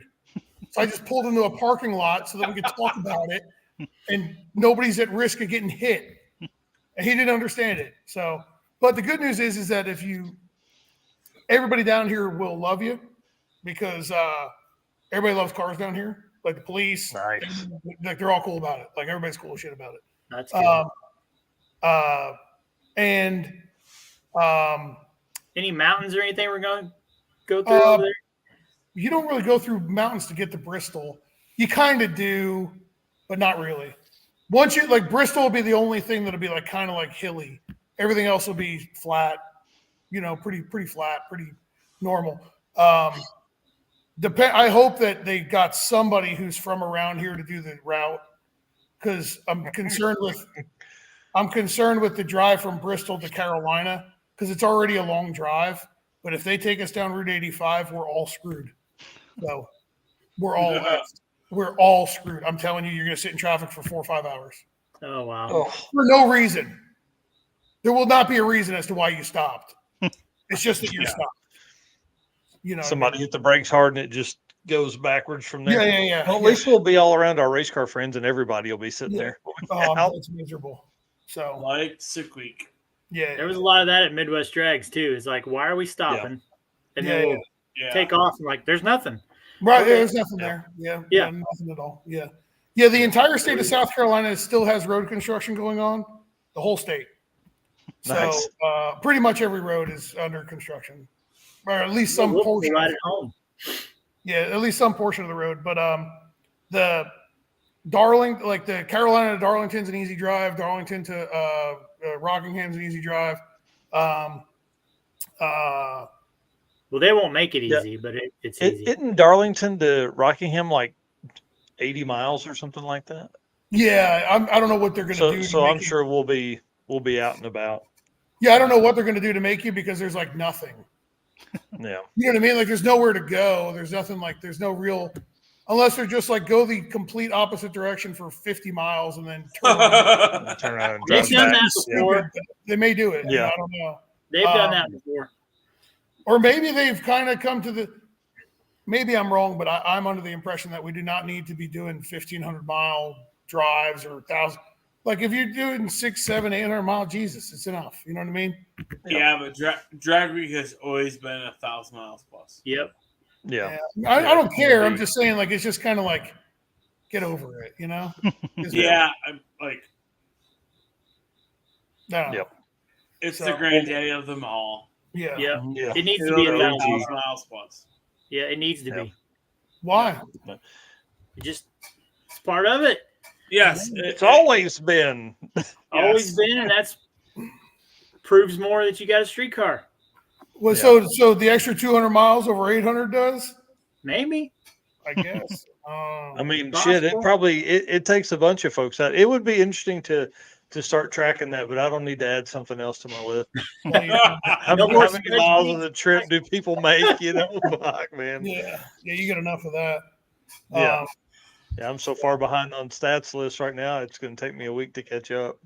And then by the time you do, then I get to do it all again 3 times right in a row. Yeah. Yeah. So, yeah. Everybody already got hotels for drag week? No. Yep. No, you didn't You're get welcome, Jay. Thank you, Ryan. I'm staying with Ryan. Monday night we do not have booked yet, but yeah, I'm bringing my tent and my cot, and then some cash to give people for rooms for letting me sleep in there. If anybody needs anything, anybody that's watching or whatever, or listening or whatever, if anybody's like broken and needs anything, like make sure you kind of tag me in it or something, because like I know everybody in the Southeast down here, or just about. So like there's a good chance that within 20 miles of wherever you're broken down at, there's somebody there that probably can help you. You know what I mean? yeah. Nice. So, Cool. There's a lot of shops. There's a lot of racer people down here. I mean, we race all year, so like it's just everywhere. And even like it honestly, like some of these guys, you know, if it's 3 a.m, there'd be a good chance that they'll wake up and come in and help you. You know, that's one of the beauties of the South, is that people are genuinely pretty damn good people. You know what I mean? That's they're you know, you may not understand half of what they say, you know what I mean? Like, you know, get over that. but or you won't understand like what the hell they're trying to convey in whatever they're doing. But they're genuinely good people, and that, you know, and the food sucks here too, by the way. So Southern food's terrible. So Yeah. What? yeah, Southern food's terrible. You almost shut your whore mouth right Dude, now. that's close. I was in Charleston last week, and it was dynamite food. Where? Yeah. Charleston, Where at? South Carolina. You were in Jackson? Charleston. Oh, that's not South Carolina. That's Yuppieville. That's some bullshit. That ain't South Carolina. That's tourist South Carolina. That's not South Carolina. That's like Pinky Up. Oh, yeah. Where'd you go? Hilton Head? No, Charleston, North Charleston, South Oh, Carolina. you went to North Charleston? Yeah. That's like hipster central. You know what I mean? I'm sure you fit right in, you know? Oh, man. No, I was kidding. I don't think that you would have fit in at all. You know what I mean? I wouldn't, you know. Everybody What's there he is trying to always say, wearing those Jay? short. No, I'm saying like everybody there is like always wearing those like short shorts and like the pink shirts and like the, You know, that they all look like their dad's going to sue you. You know what I mean? So like Jay has on right now. Oh, there you go. Look at that. Where's Yeah, the rest of that short leg, Jay? Yeah. Listen, it's above my knee. There's a problem. Yeah. Now I won't be able to sleep tonight. No, Dreaming? right. You dreaming he would have pulled that pant leg up a little further? Yeah, that's exactly right.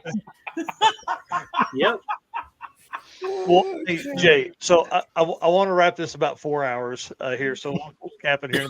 We're approaching 4 hours. Yeah, typically we run the show 2 hours. hours, but I've been having too much fun. So you guys are doing the NHRA deal, right? The Saturday and Sunday. Well, after here's the deal: Dragon, we don't have an invite yet. What? How do you get an invite, dude? It's 3 weeks from now. Well, so I may.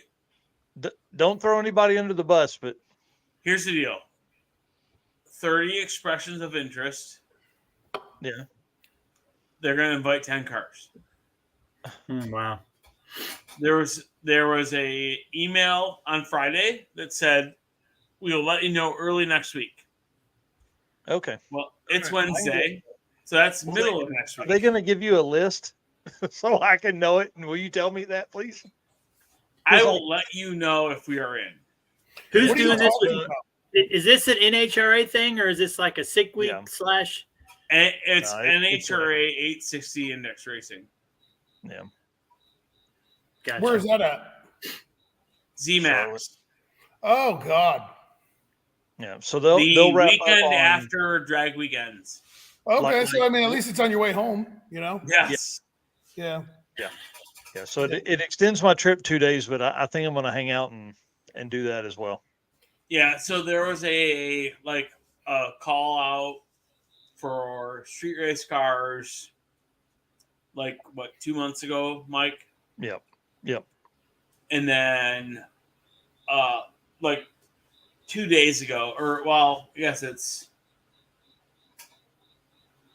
must have been because people were saying they hadn't heard anything.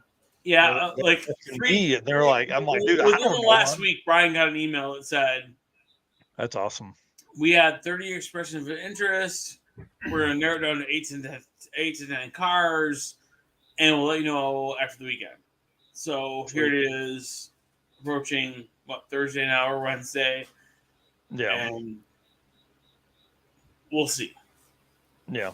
All right. Well, cool. But eight to That's, 10 cars out of the 30 are gonna make it. So yeah. Well, I would hope that you guys are in that mix. Obviously, I mean, shit. How many? yes, we hope so events too. have you run and you were second last year, and Yeah, and I'm not being. I don't want to sound selfish because, the other guys on the podcast right now, Devin and Don Goldman, both have an extensive resume. But we've butted up against stiff 850 competition in numerous facets and shined, and so. Yeah. Well, you know how I feel about it, Jay. I mean, that's one of the hardest classes, and if any Yeah, car should well, be there, and guys before do. you signed on, Devin's like, I wouldn't want to do that shit because that's hard, I give you shit about it all the time, but it's a hard class. Yeah, for sure. Yeah. And I really appreciate that as a racer, as a tuner, from both of you, I really appreciate it. So thank you. I mean, It's true. I mean, if you it's definitely the hardest shit to do, and it stands to be true that if you're going to be dumb, you got to be tough. You know what I mean?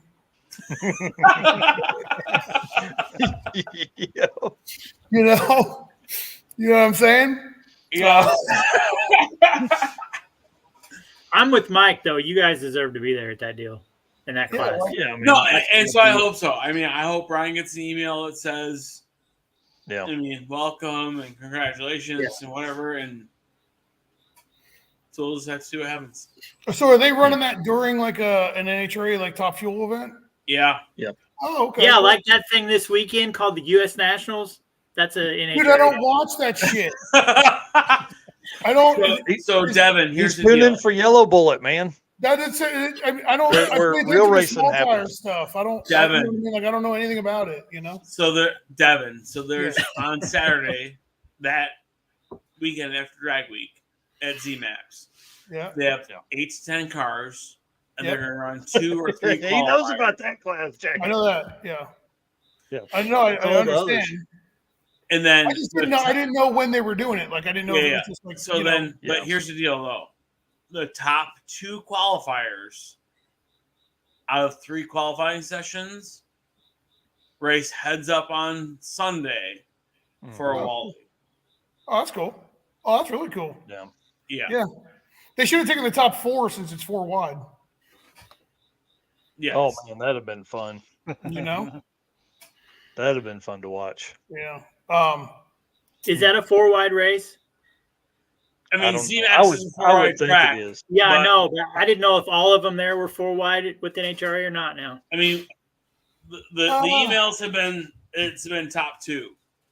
Yeah. Well, so last time I was at ZMAX, which was a long time ago, it was 4 wide, top fuel, and it was worth going for that because it was like 4 of those fuckers going next to you. You know what I mean? You're like, you know what I mean? Like the whole time you're like, "What? This is badass," you know? And they have a tunnel underneath of the track, so like one round, like we stood in the tunnel, and you're like, "This is pretty sweet," you know? I know you're not an NHRA guy, Devin, but you need to go to the U.S. Nationals one time just to experience it. Well, so they were talking there's 900, almost 900 cars signed up for the U.S. Nationals this week. Yeah, it's pretty insane. We would race 900. there every year. We That's used to. wild. When does it start though? Oh, it's already tomorrow. It's already started. I was saying yesterday. Oh, it did? Okay. So, Yeah. because I was going to say, like, if you got 900 cars on the property, like, god dang, you got to, you know what I mean? Well, Like, Monday's a holiday too, Devin, so it goes till Monday. oh, yeah, that's right. Monday's Yeah, the finals. Yeah. that's right. Yeah. Mhm. I mean, that's a machine. You know, it takes all day to get 300 cars through a drag and drive. I can't imagine what it would take for a. Yeah. And that's really 900. close to us too, Devin. It's only a couple hours away. So That's not bad at all. Yeah.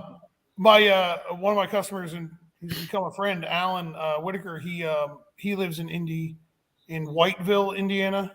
I don't know where the hell that is. It's in Indiana. And he goes somewhere. What racetrack is that at? It's, well, Lucas wherever Oil. they're calling it now. I call it Worldwide or Airport. something like that? Is that Worldwide Technology Park? No, that's No, in that's St. St. Louis. Louis. Oh, okay.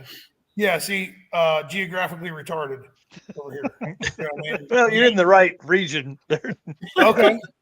I mean, that's not far from me either. So yeah, you're close. Okay, No, you're giving him way too much credit. yeah. So I mean, he goes to that stuff up there. Yeah, but I don't know nothing Yeah. about it. I don't. Yeah, Rick Dodge says US Nats is a great race unless you're the tech guy. Yeah. Oh, I couldn't imagine, Rick. Wow. Shoot me. Like, No, there's no thank you. way. I There's tell no all those way. tech All right. guys, I do not want that job. All right, we got to shut this thing down. You guys got to go. Say your good nights. Hey, All right. See ya. right, hey, Hey, guys. Mike. So let me just. Have you ever been 4 hours on your podcast? Oh yeah, I don't I think- think Not on this one, we haven't though. Now, we got to set a record here. no, I know we've been 4 hours before. I think Devin was on for 4 hours before. Probably. Well, that's shocking. Maybe shit. last year. Go fuck yourself, okay? Yeah, You know? yeah, Fuck yourself. Just fuck. yeah. 4 hours is a good one. That's a good one. It's been fun tonight. I really do appreciate you guys coming on and like hanging out and telling some stories. And I mean, we talked a lot of cars tonight, and I appreciate that. And I hope everybody that is listening has enjoyed it as much as I have been right here. Sounds good, man. Thank you for having us. Thanks, Yeah, guys. we'll You see you can guys in come a on and couple crash the weeks. show. Yep. Yeah. Yeah. Hey, I'm glad you did. I will see you all live and personal in a few weeks. Yeah, in Couple weeks. in 17 days. 16. Oh shit! I got to get to work. I Yeah. don't. Your engine's still out. No, I'm good. Mhm. All right, guys. That's ya. what reach our friends in tunnel vision. All right. All right, are we going to See the you back guys. room, Mike? Or where were See we you going? guys. God, I See don't ya. need to do this for another Yeah. hour in the back. Oh guys. man. No. See ya. Well, Bye. Dude, what a show, man. Man, I got 3 sticky notes of stuff that I wrote down during these 4 hours. So Nice. Sticky notes of what? What do you got notes for? just all kinds of information of stuff that for me to look up for my own car. So Nice. a lot of good Yeah. information about cooling system, fans, all kinds of stuff written down here. So Yeah. I got the PDM deal there. I'm gonna look at yep, that some as well. Yeah, that's gonna be that's awesome. Well, guys, again, thank you all very much for hanging out. We couldn't do this without you. We've had a great viewer count all night long. It's been a lot of fun. yeah, Appreciate everybody making comments and having questions and stuff. This is a great group to do that with. So, all right, I'm ending it here, guys. You can see us. You see me Saturday morning. Eric is off this weekend. He's going to enjoy some family time before we really ramp up into what is going to be one of the busiest seasons we've seen so far. You know, we've it's been pretty crazy. Ryan Hargett here saying thanks, guys. Yeah, we had a good time, man. yeah. It's this drag week, Redwood Rally, race week span is going to be pretty crazy. I'm excited to get in the middle of that with all these folks that are out there. So, all right, guys, we'll see you soon. Yep. See you guys.